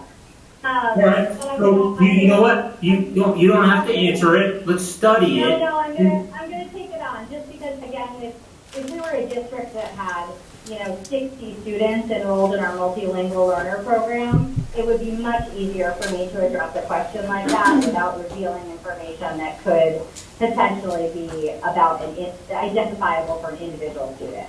And we are not in a district of that size. We're in a district that's very small, and so we're talking about a very small number of students. So I'm going to speak a little bit more generally than perhaps you're looking for to protect student confidentiality. But in Vermont and in every state in the country, we have 2 different support services available to multilingual learners in our country. One is through multilingual learner education that is coordinated by a teacher. It involves testing at the beginning and the end of every year, and it involves structured English lessons to help students acquire English and support them in content area learning.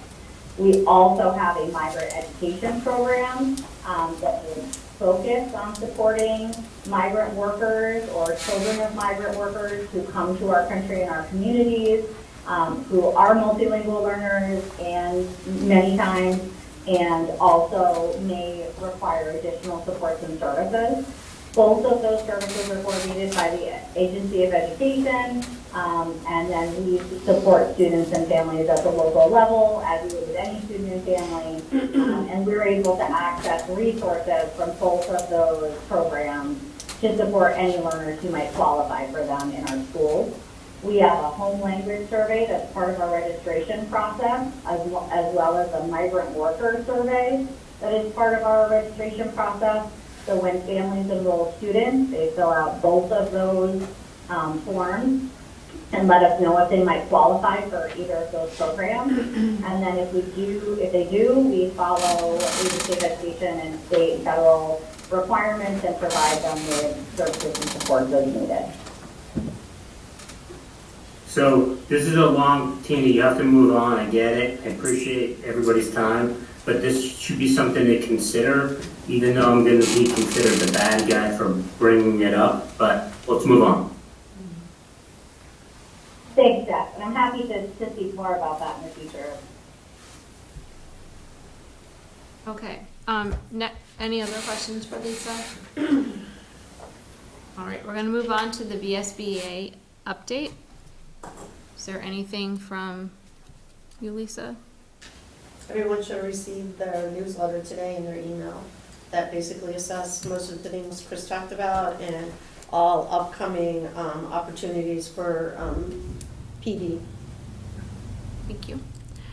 Anyone come up with any resolutions that they wanted to share with the board this evening?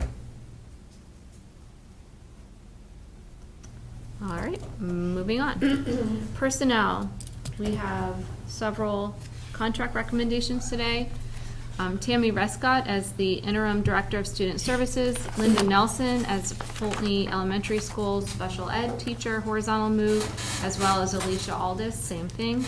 Jessica Lehman, Jessica Lehman is a Proctor Elementary Special Educator, Megan Flynn, Pulteney High School Life Skills Teacher, Maya Hancock Kraus, Pulteney High School Life Skills Teacher as well, and Mackenzie Gates, which is a Wells Village School Special Educator. So I'll entertain a motion to approve the professional staff. I'll make that motion. Thank you, Tim. And I just have a couple questions there. The ones for life skills, are those special educators then? Yes. And they're both fully licensed, no one's wavered? Because I see one moved as a We're parent. working towards a provisional license, yes. Both of them or just one of them? I do believe, I know one of them, I have to check on the other one, so. Okay. But they will have a license before they start the program in the fall. Okay, thank you. Yeah, Chris, I can speak to that. It's a 2-year provisional program, Lisa, and so we wait till after July 1st to apply for the licenses.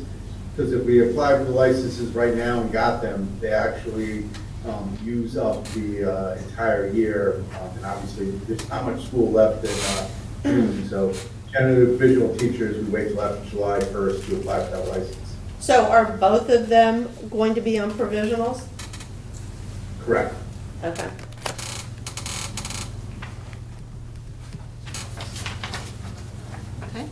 Okay. So all in favor? Aye. Aye. Any opposed? Okay, it's unanimous.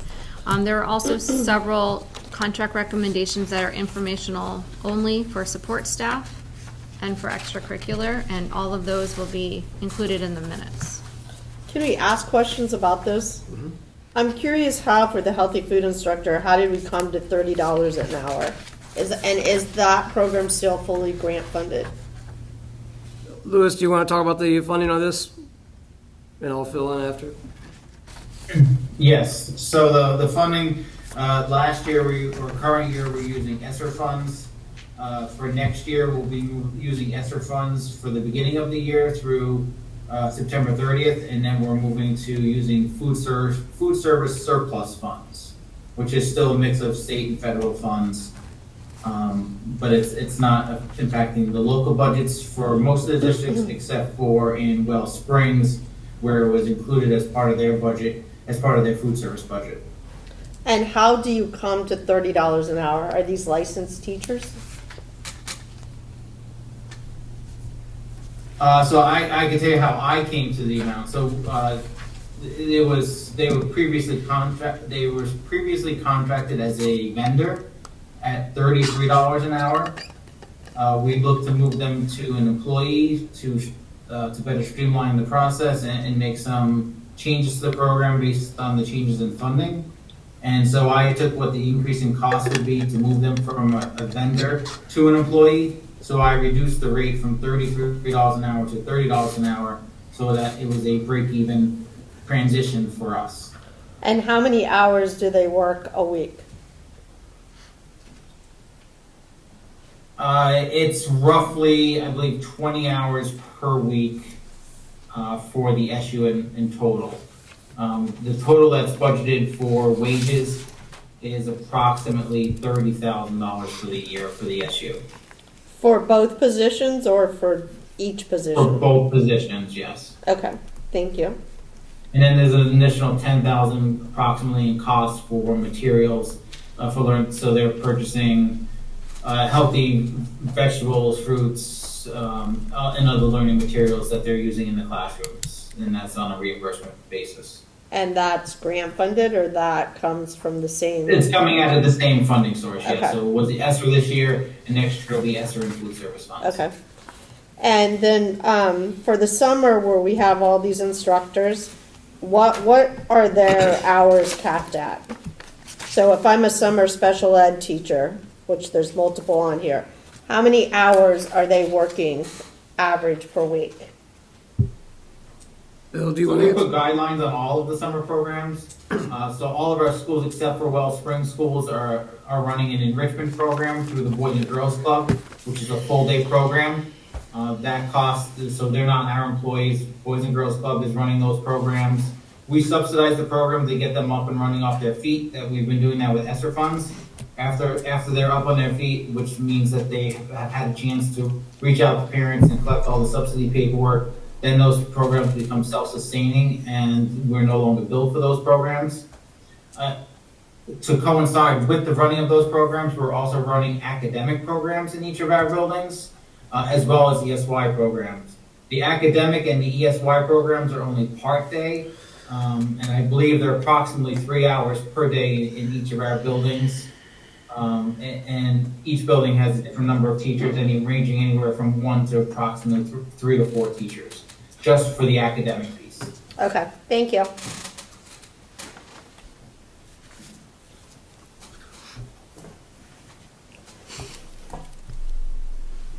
Okay. Moving on, I believe that we already voted on that, so we're going to move on to resignations.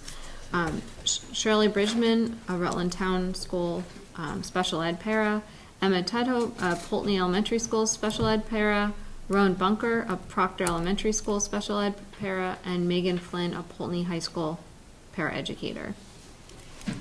As well as there were 3 that did not return contracts.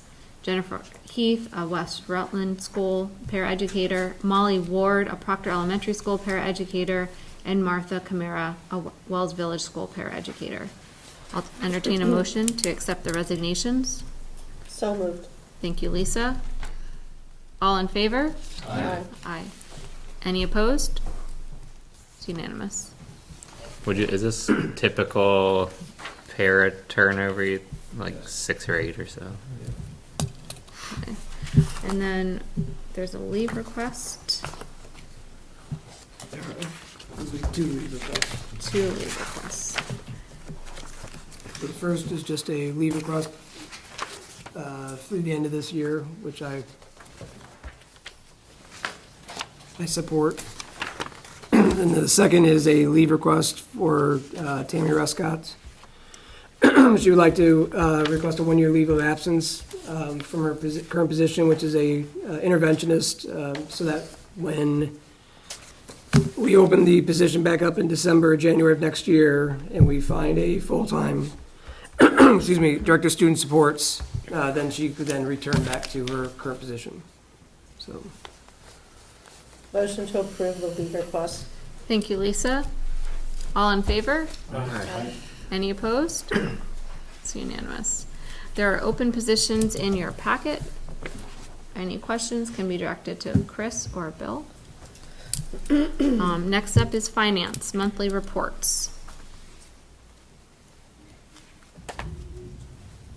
So I don't have any comments on the monthly reports. The only item that I have to discuss tonight is the food service contract. So if there's any questions, I can take those otherwise we can move on to the food service. Can we talk about just ESSER money? How much ESSER money do we have left? Is there any ESSER money that hasn't been allocated, or is it all allocated through September? All of the funds have been allocated. The last update I provided was a couple months ago. I started one earlier this month, or actually it was the end of last month, May. And I decided to hold off until the end of June because there's a lot of movement going on during the month of June with lump sums and summer pays. So I can provide a full update to the board for the July meeting. But approximately right now we have, I think, a little less than $1 million left. But it is allocated, and I think a lot of that will be spent during the summer and at the end of June. I do anticipate that we may have a lump of money that we need to allocate or reallocate after I do that update. But until I get some final numbers on the summer programs and how the end of the year will flush out with those summer pays and all of this current staffing, I want to hold off on giving an exact number. Okay, thank you.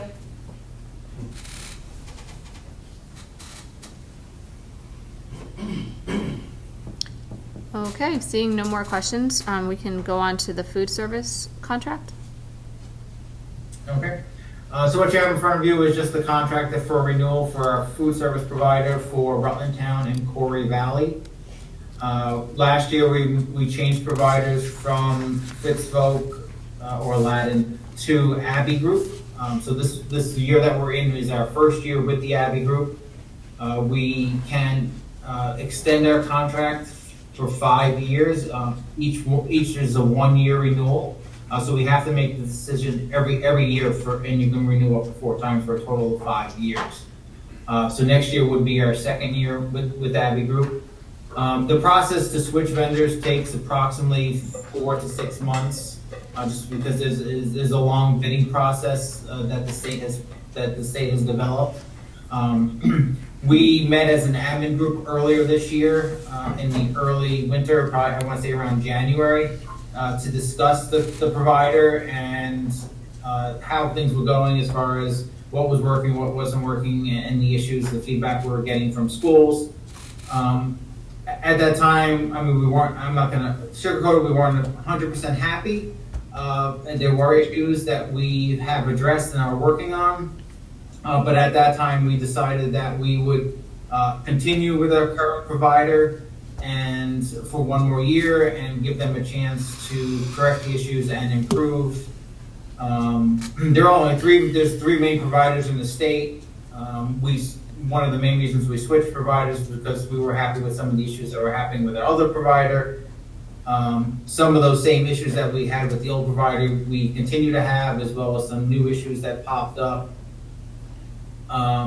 with the transition.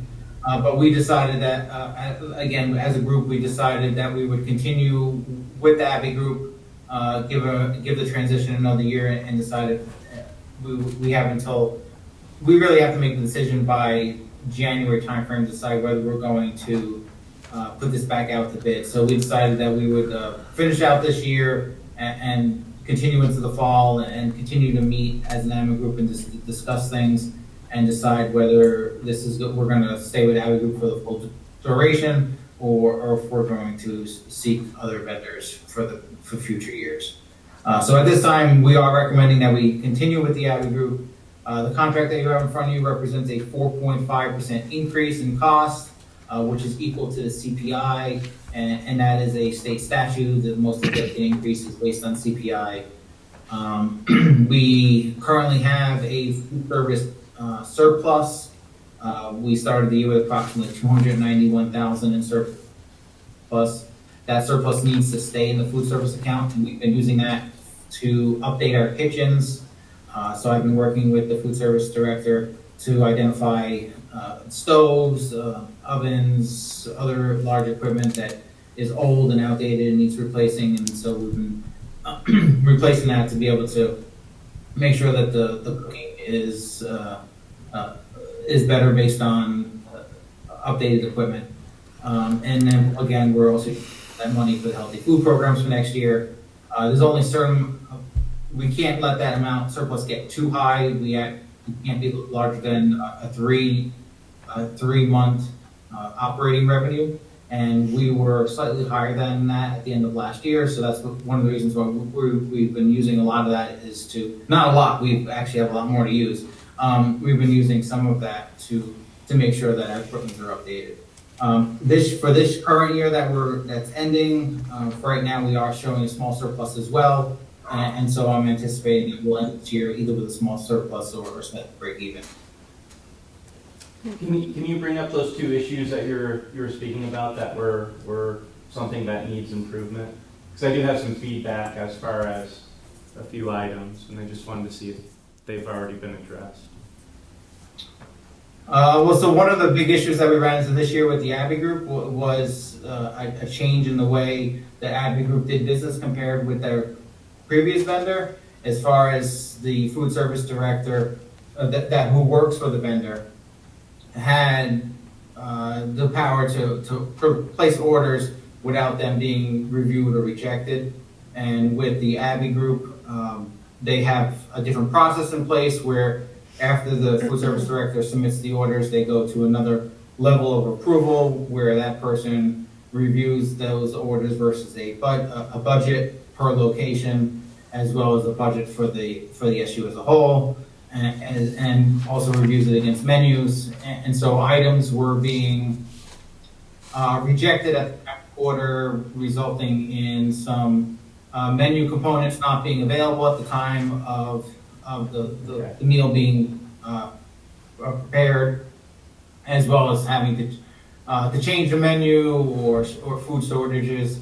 I've been working with both the food service director, or I did earlier this year, working with the food service director, and as well as the Abbey Group's director to alleviate that issue, and they have fixed that issue. They understood that this is a new program and that the operating costs for a new program are going to be a little bit higher than an existing program, because there's additional startup costs to get things that maybe the previous vendor had took with them that they owned, as well as getting a new program up and started. It takes additional funds. So one of the that's the new issue. The existing issue is always complaints from students, teachers, parents about food quality and portion presentation and stuff like that. Okay, because I had people give me feedback in regards to the portions were very small,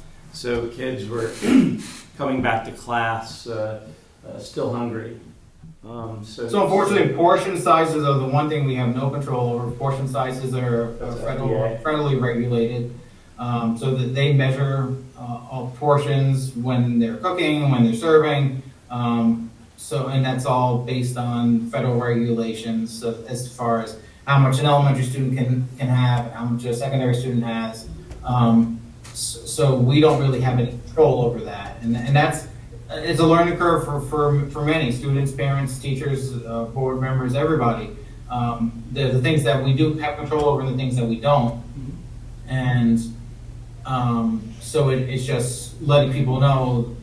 It's the same things like whole wheat pizza and bread and stuff like that. That's something that we don't have control over. That's a federal regulation. Thank you. So are you looking for a motion to approve the contract tonight, Louis? Yes, I am. Okay. I'm waiting as well. I'll make that motion. Thank you, George. All in favor? Aye. Aye. Any opposed? Okay, it's unanimous. Thank you, Louis. Thank you. Thank you. All right, moving on to old business. I accidentally left on vision and mission statements, so unless someone has something to say about it, I'm going to take that off.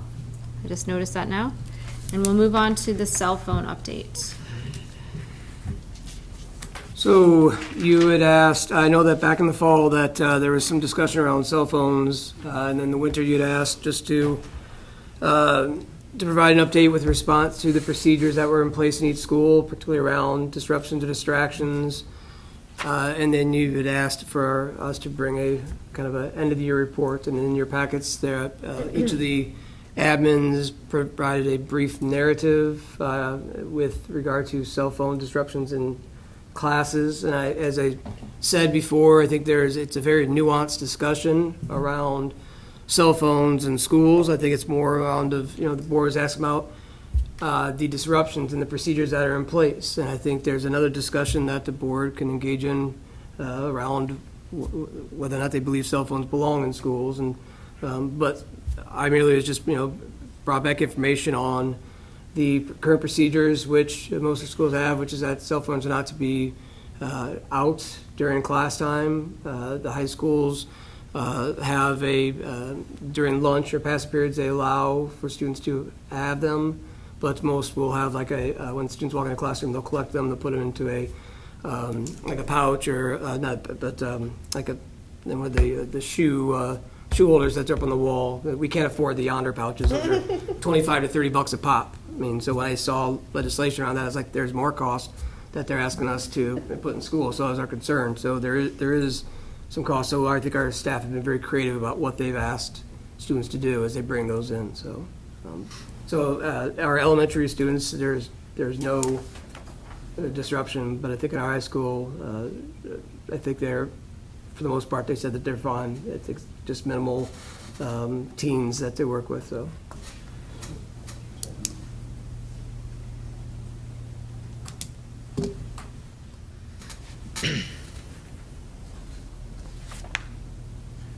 the comment from Proctor Junior Senior High School, because that tended to be the issue where I worked in Pennsylvania, was the parents who were trying to contact the kids during the school day, and vice versa, so.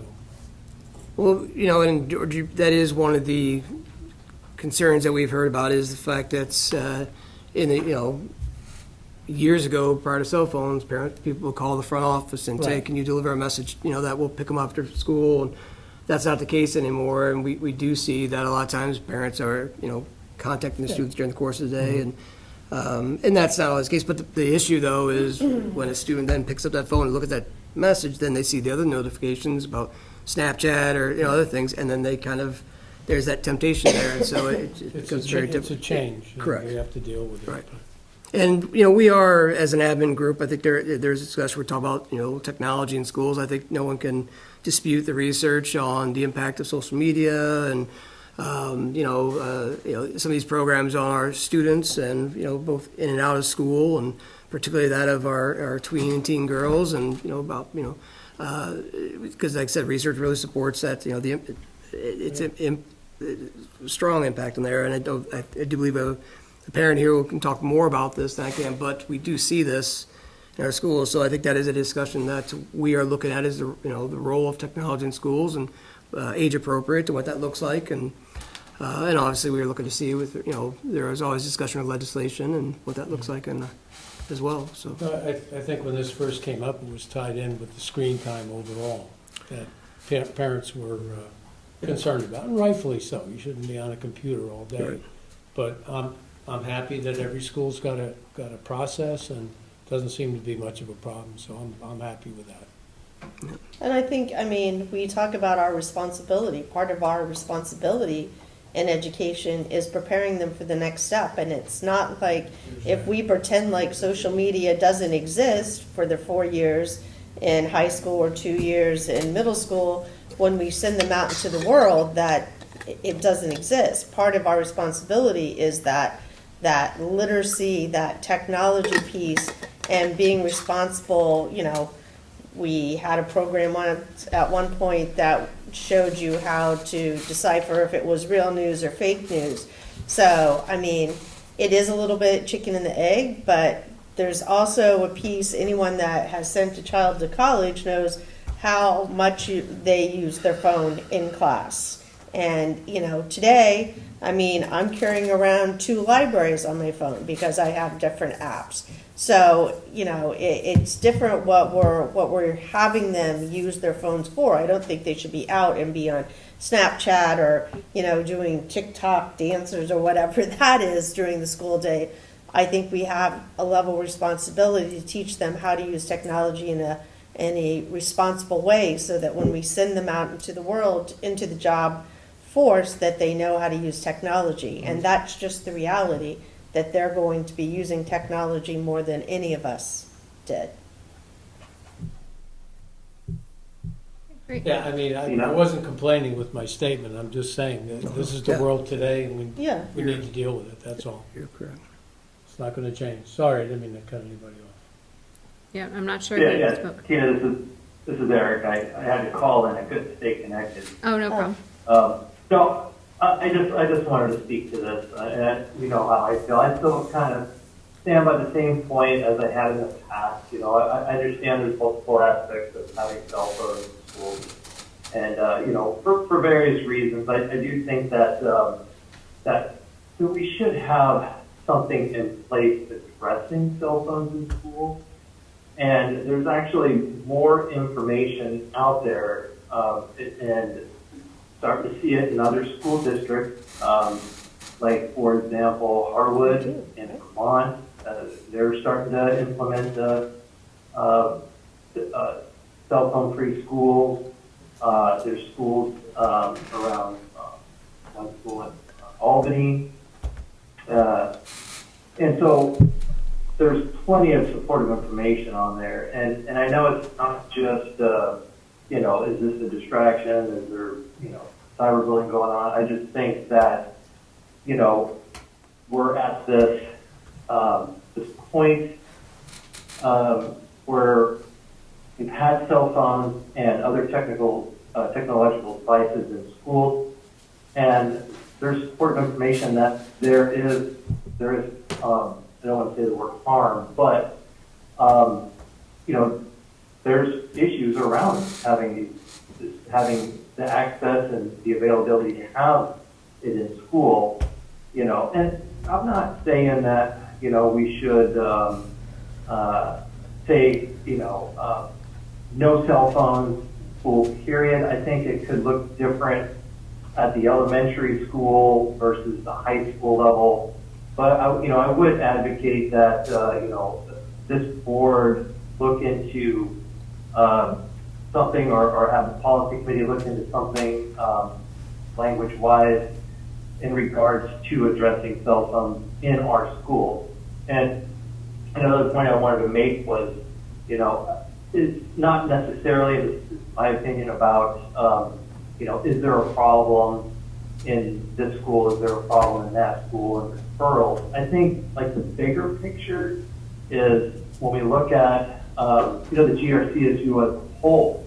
Like, how do we want our schools to look, you know, in the future, and the expectations and the reality surrounding cell phones in schools of our students, you know. You know, I can go on, but I just, you know, I really think that, you know, we should look at some sort of policy. But isn't that what all of our building admin have done, has put procedures in place as we asked them to do?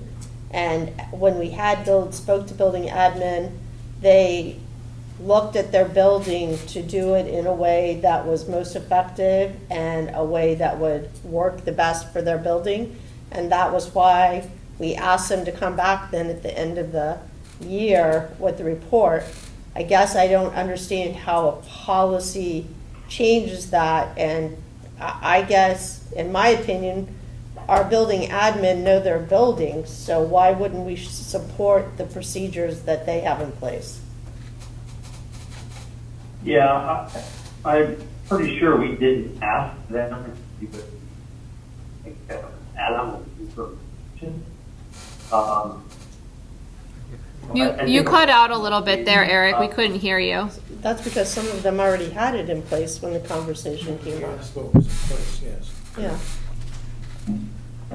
Yeah, I mean, you're right that there is, administrators already had something in place. But what I said was we didn't ask them to do anything. This was something that they had already had in place, and we asked for that information.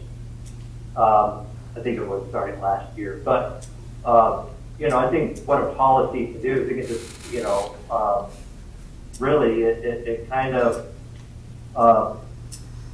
put multiple elements in there around, you know, referrals, which would be outlined in procedures.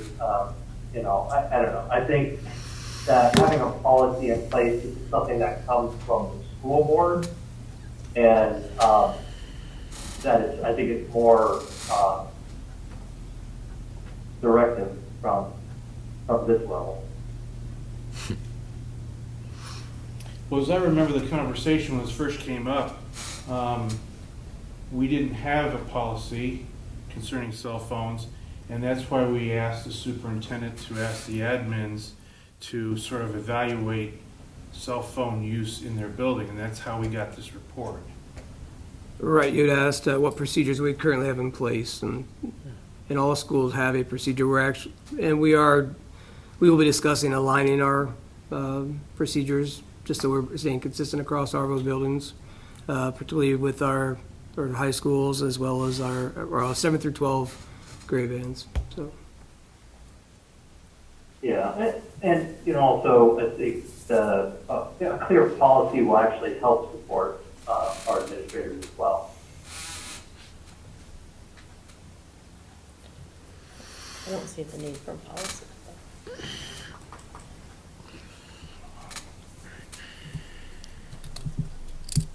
All right. Anyone else have any comments?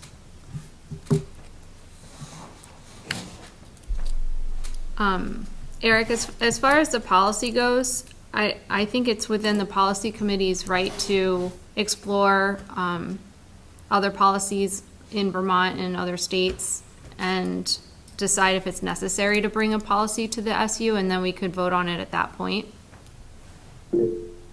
Colin? I think we task the administration to then ask his administration, do we have a problem? And it sounds to me like we don't have a problem, and we have pretty good policies and procedures. We could have a significant problem. Is he in the basement? I think he was driving. Colin, you're going in and out. We can't hear you. He drops. Yeah. I think we're... All right. So are the have the teachers been asked about the Yes. policies and whether they work? And they're saying that they're They're procedures, they're not policies. So, yes, Procedures, sorry. The admin have spoken with the staff, they've been working with the staff, they've looked at their referrals, and I think it goes back to the notion of, I think, define what a problem is. So when it's like, looking at disruptions in classroom, I think that's, our high schools could say that they have procedures in place, and do they have students who try to still work their way around it? Sure, that's high school, that's, you're going to have individuals who are going to try to find the loopholes in the system. I think so the disruption is one, but I think when we talk about, if we're looking from a mental health standpoint or issue or problem, that's a completely different issue. So I don't want to throw everything into one bucket. I think we look at cell phones and the learning disruption, and that's, I think our bill administrators feel that they've seen the disruptions less and less, but they understand that particularly for our tweens and our teens, that it is just a part of their lives that they're battling on a daily basis. What's the procedure? Sorry about the policy. What's the procedure if they're misusing it? Well, it goes from school to school. Like, the phone can get taken away. They can be issued a warning. Most, like our schools, when they walk into a classroom, they will collect the cell phones from the students. And so then at the end of that class, they will then return the cell phone to the students just to avoid that disruption. Because we found that, we've, even here as we have board meetings, you'll hear it vibrate, somebody will go and check it's in someone's pocket. It is that Pavlovian response that's, a condition that's, they hear that ding or that buzz and they quickly check and what is this? And it is, and you can see the anxiety and the stress building up because they can't check to see what that is. And we've seen that with staff as well during meetings, and it is that conditioned response that we have, and it's part of that social engineering. It's done that way. It's just to lure people back in. So. Okay. All right.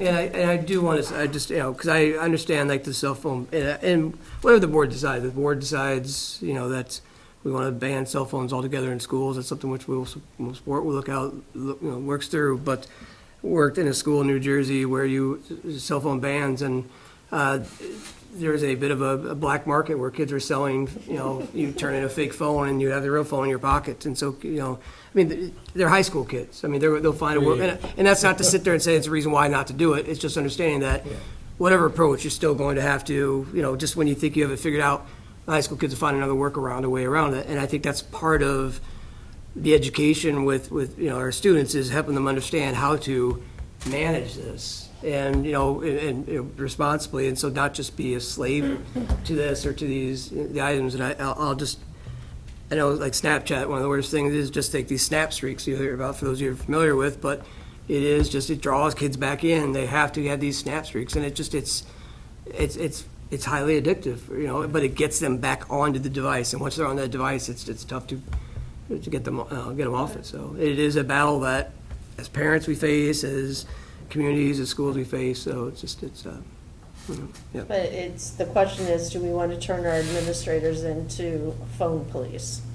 Or do we feel like they have enough things that they're already balancing? And I guess I I listen to the building admin, and when they come back and tell us that they have procedures in place and it's working and they don't have any significant concerns, then, I mean, we've put them in charge of the castle, so I think we have to respect them. Okay, moving on. Karen, really quick, I just want to clarify that you think this is something the policy committee could take on? The policy committee is welcome to, bring policies that they think that are needed in the SU. So you are welcome to do that, and the SU can vote on it at that time. Okay.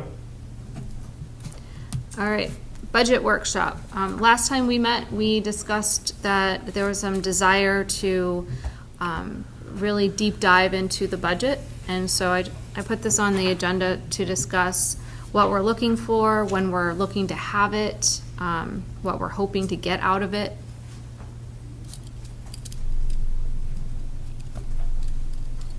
So were we planning to have this, in August or during our retreat next month? So is this really for board members, or is this more for the public to understand? That's what I took it as, we have a lot of pressure in our budgets going forward right now with what's going on. So I took it as to really sit with the budget and look at it. I don't know. But Because I think by district, our budgets are very, very different, and I'm not really sure how that deep dive works at this SU level. I think that having a conversation about how budget money flows, perhaps, or how that works for the general public might be advantageous. I don't know how many people are showing up in August to listen to that, but I'm not sure, like, a deep dive. Our GRCSU budget is really a budget that Lewis puts together. There's not a lot of wiggle room with it. It's all basically built on contracts and need, right? Because it's special ed, it's food service, it's transportation. It's not, a wish list of items. But our budget at Quarry Valley is going to look very different than your budget in Rutland Town, and how we go about and put that together. So I'm not clear on what that would look like if we sat as an SU board and discussed. And our budgets are going to look very different than Wall Springs. Well, we had talked about doing some kind of public presentation or workshop at Wells Springs as well. Like these gentlemen pointed out, it would be good for all of us to understand what exactly it is we do control and what we don't, and be able to present that to the public. So, if they've got an issue with a certain thing, well, that's in Montpelier, or an issue with something else, well, that's here in town. It wouldn't be a bad idea to go over that and really understand what we control and what we don't. Okay, I guess I feel like Lewis does that with us when we put the budget together, so. But during the retreat, maybe. Make a list of things. Yeah, I don't know if we'll get to it at the retreat, Okay. Just because I don't know. We already have some things on the agenda, but depending on what we're looking for. Colin? I think George hit the nail on the head. I think it's about messaging, communication, and understanding of the budget. And I would ask everyone, I'm not in the room right now, but how confident and comfortable are you talking to the community about every aspect of the budget, the CLA, every piece of it, when it comes to answering questions out there versus just saying, hey, Lewis, be at the meeting, we need your help. I think we could all get coached up on the budget, the process, including the GRCSU. One of the biggest questions I get, what the hell is the SU? What's that budget? What's that? What transportation? What is reimbursement for special ed? I think we could all be coached up on that, be able to bring it back to our local boards to have the messaging coming out of all of us being the same. I view my number one objective and goal is being able to pass a budget next March and every March. And the more communication and understanding we all have on every piece of this budget, that we can then take back to our boards to coach ourselves up. That way, in passing, every conversation we're having with the community is accurate, and we're not just looking to have Lewis explain things into monotony to folks, that we can have these conversations with them. That's what I think would be very beneficial. Maybe the timing's closer to October as we're gearing up towards January, February budget discussions at our local meetings, but I think we could all use a pretty good info session on the budget at large, because I see it happening. It's not anyone's fault. When we're getting asked direct questions, we're giving very vague general answers versus what Lewis can provide. So I'd love to have everyone having the same messaging and talking points.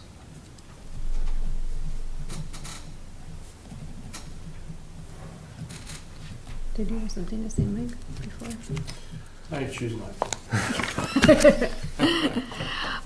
So is this something that we're looking for just for SU board members? Is this something that we want to open up to all board members?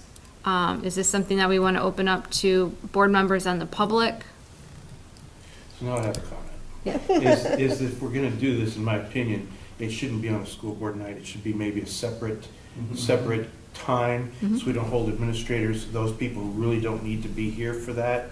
So that would be my contribution to that it should be a separate, focused. Another evening. Whatever. Or day. I would I slightly agree with that, slightly disagree with that. I would hope they'd like to participate, because they probably deal with more questions than we do when it comes to budget stuff. So the more knowledge we can give them, the better off it is to, and how to answer questions and what is what, because they're getting probably beat up worse than we are.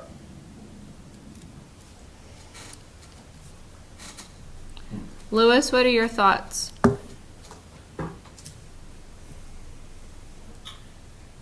So I mean, I agree with the comment regarding that our budgets are very different. So I mean, if we're doing this as an issue, we just need to keep it sort of general and vague, and not addressing detailed issues at each district level, because they're definitely different.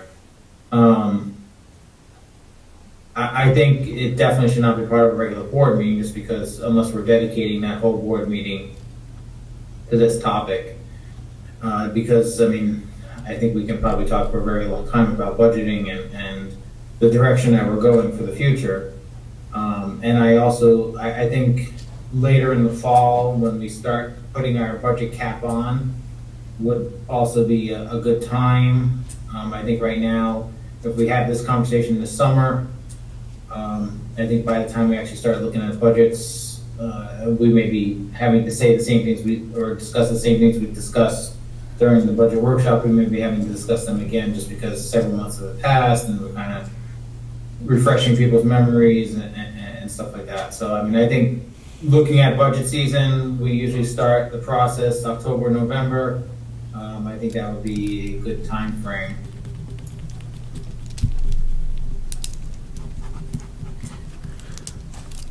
I think this conversation stemmed on, initially we were asking about retreat topics, and during that conversation, a board member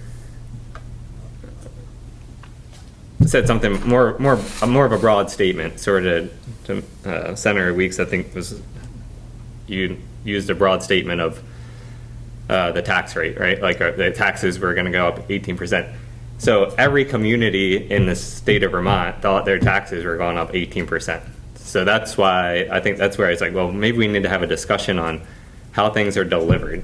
And I think there is a way, and maybe this is in October or November, as we're that we can talk to our communities broadly, right, in like a broad premise, but how it's affecting them directly, so when you're looking at the Herald or you're looking at the Digger, you're not taking that as gospel that, oh my gosh, my taxes are going up 15% because the whole state's gone up 15%. And I think that's where we kind of, at least at Rutland Town, we got into some impactful moments because they were only seeing that, so then we shared the tax calculator, which I don't think a lot of people took advantage of, to kind of see how it impacted their households.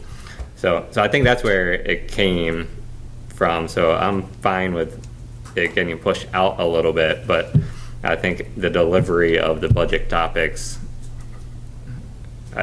I'd like to have a good framework coming into January 1, not coming a week out from town meeting day and saying, okay, we got to get out there and pound on doors, because I just did that 2 weeks ago. So I assume not. And to your point, I'd be proud to be part of that too. If I'm reelected, you know, even the chair of the education committee isn't on the money committees, and I think they should be. That way they have some input into, you know, what the need is out here, and have some input into the appropriation process. I didn't mean to cut you off. oh no, that was, I mean, so like I said, that's where I think the dialogue started, and that's just where you know, I kind of pushed on the budget piece, because it's certainly important. So I'd like to make a motion to table so we can consider it, so we can think about it, so put it on a future agenda. I was just going to say, I would consider putting this maybe on the September agenda. So we'll be meeting at the beginning of September, and we can discuss it again and discuss timing and what we want to include and who we want to invite. Sounds good. Does that sound good? Yeah. Okay.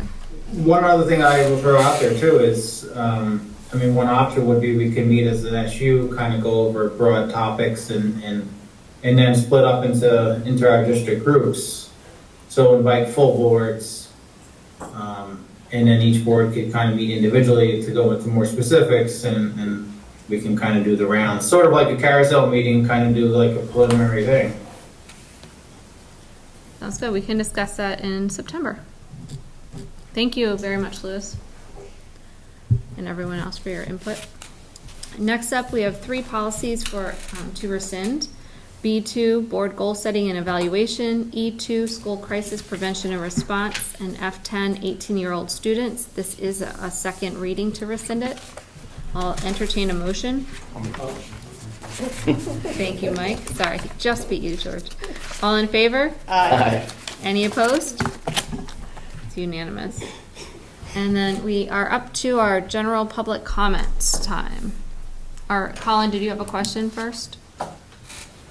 No, I grabbed my hand up. Okay, that's what I figured. How much All right. time are we allotting to this? Well, we didn't have anyone at the beginning, and they just missed it, so 10 minutes. Okay. Go ahead, Laura.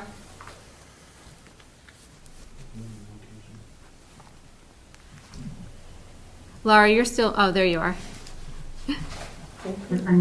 Can you hear me okay? Yes. Yes. Would you just, would you mind just telling us what school district you're from? Yes, I live in Middletown Springs. Thank you. So my name is Laura Darren-Bittner. I have 4 children. They are soon 15, 13 yesterday, and 10 and 8. And my professional background is that before I had 4 kids, I worked as a public health nurse.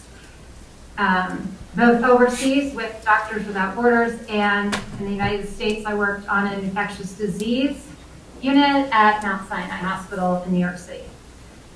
So I want to say thank you so much, all of you, for all of this time you put in, and thank you also to our 2 senators, Senator Williams and Senator Weeks, for just being our champions on helping kids.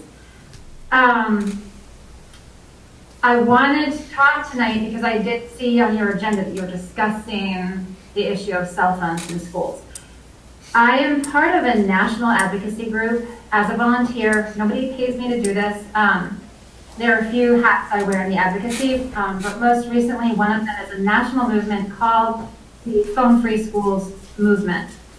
And everything that I talk about, and that some of you were there in, I think it was August that I came and spoke with you and shared some of the research. As a nurse, that's how I'm trained to speak, and sort of as a public health nurse, that's what we do, is we look at the research and we say, what would policy look like if it as best practice, reflecting the independent peer-reviewed research. So that is how I came to address this topic of phones in schools, which it sounds like all of you are already very familiar with the research. I had that graph with me when I came in person. The graph that tells us, and this is from multiple data sources, this is certainly not just from one research author, that in the COVID is not what started our youth mental health crisis in the early 2010s, when the data tells us that there was more uptake of portable internet in your pocket, i.e. a mobile phone that connects to the internet, and social media is when we saw the increase in youth suicides, completed suicides, emergency room suicide-related visits, self-harm visits to the emergency room, intentional self-poisoning, so this comes from a Poison Control Center data, and we also see an increase in youth psychiatric hospitalizations. We also see depression, anxiety diagnosis increasing, all at that same time. It's a very sharp curve upwards. And I can email all of you that graph again because it's very dramatic telling the story. So the legislation that myself and other parents wrote, and I'm very thankful to our senators. This was actually a tripartisan supported legislation.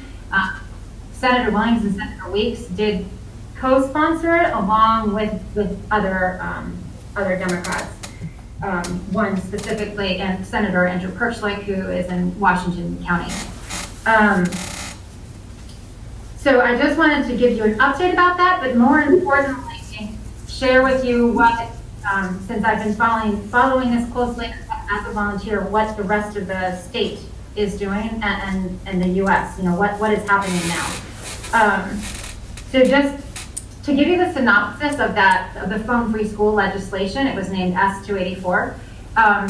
It did not mandate that schools all buy yonder pouches. I just wanted to make that clear. It said that the phone would be away for the day, so that includes instructional time and hallways, lunch, and break periods. And there's research behind why it's fully away for the day and not just only during the instructional time. But it said that there could be multiple ways the phone can be away for the day.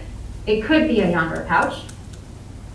It could also be a phone-specific locker, which is not something expensive. My 14-year-old could build one, but it's a phone-specific locker. So again, the child does not have access to that phone during the school day. There is a large school in Washington, D.C., and I'm sure people do this elsewhere, that has a practically free policy where they collect the phones upon entry into the building, and because they couldn't afford the yonder pouches, it went in a pencil pouch. And in each grade, it has a bin, and with the pencil pouch has the kid's name on it. So they come into school, it goes in that pouch, and then it goes into the admin office for the day. And I heard somebody talking about New Jersey. I met a teacher from New Jersey recently, again at a large middle school, and they use a bucket because, again, each school has their own system for the student flow. In their school, they had homeroom check-in at the beginning of the day, and so the cell phones go in a bucket, and that works for them, and that's what they do. So it lives in the bucket for the day, and when the school day ends, the kids take their phone, and that's how it works. So the reason behind the away for the day policy is that consistently teachers will tell us that if it's just not allowed in classroom time, this makes it that the teacher becomes the police, because every class they have to speak and remind the children to hand in their phones. And that fundamentally takes away from the relationship where we just want the teacher to be greeting students and not fighting with them to give up their phones. And also, what happens in schools where children are allowed to text during hallway transition times and lunch is that kids inevitably are watching their YouTube videos and playing video games and going on to Snapchat, etc. during those times. And school is about math and physics and history. It's also about learning how to communicate. And so much of that learning happens when children have that opportunity to have face-to-face interaction, which is why I really wanted to be with you in person, because that's not as good right now with me delivering this to you on the screen. But that's so important, and that gets disrupted. A lot of you have probably seen this recent book out. It's a New York Times bestseller right now, The Anxious Generation. Jonathan Haidt is a psychologist at New York University. I highly recommend looking at this book. He has an entire chapter devoted to the research and the rationale behind the fully away for the day policy for schools to adopt. So that's what I'm just going to share with you about sort of the research and the rationale in the quickest synopsis for why. I have more and more research is coming out every month in the peer-reviewed medical journals telling us really how harmful these products are. And so absolutely we need media literacy. I heard somebody mention that. And we have to also think about keeping the fact that these products are designed to be addictive. The companies hired psychologists to make them addictive. We don't have to have children using the addictive product during the school day, disrupting the education experience, for them to be able to learn the media literacy. And another resource that just came out recently. Laura, I just want to let you know you have 1 more minute left, okay? This book, Kids, Brains, and Screens, has 8 lessons. It's written by nurses and doctors explaining a lot on media literacy and the physiology behind it. So more importantly, just to let you know, the Williston, it's not Williston, it's called CVU, Champlain Valley Union. So that's up with Williston, Heinsberg, Charlotte. Their policy committee on Friday morning is going to be having this on their agenda to write a policy. And there are 2 other high schools, Harwood and Thetford, are 2 high schools in Vermont that have already committed to saying that they will have that away for the day policy come September. I've spoken to other principals, Brattleboro, Woodstock, that have told me these were not official conversations. I just visited them and chatted with them, and they are expressed interest in definitely exploring this more. Fundamentally, we don't want to place the burden on the teachers, and the places that have already done this are immediate neighbors and across the country. I mean, New Hampshire, Claremont, New Hampshire, Albany, New York, a lot of schools in Massachusetts, middle schools and large high schools, in rural, urban, all of the mix. They are actually already doing this. It's just that we're not doing this yet in Vermont. Hartford Memorial Middle School is the one school in Vermont that is actually doing this. So I just wanted to give you that update on the scope of where we volunteers are working at the moment. Thank you very much, and I appreciate you coming in person earlier as well to try to deliver that message. So, all right. Our next meeting date is July 2nd, 2024, and future agenda items, if anyone has any now, to let me know. Should we have a facilitator? We do have a facilitator. It's Debbie Singheiser. That was agreed last week. And we will be having it catered, I believe, through Commutas. Here. Great. So is the data presentation in August? I don't remember when our next data presentation is. It'll be in August, yes. August, okay, perfect. So that'll be on the agenda. All right, and I do not believe that we, I just wanted to make a note as well that our board retreat is in person. So at the SU here. So we will be serving dinner. And are we meeting at 6 p.m. again? Is that, I don't have a time on the agenda. So is the board okay meeting at 6 that evening? Yeah, fine. Okay. So we'll be meeting at 6 p.m. here. And dinner will be served. No executive sessions needed tonight. So I will take a motion to adjourn. Thank you, Mike. All in favor? Aye. Any opposed? Meeting is adjourned at 8:29.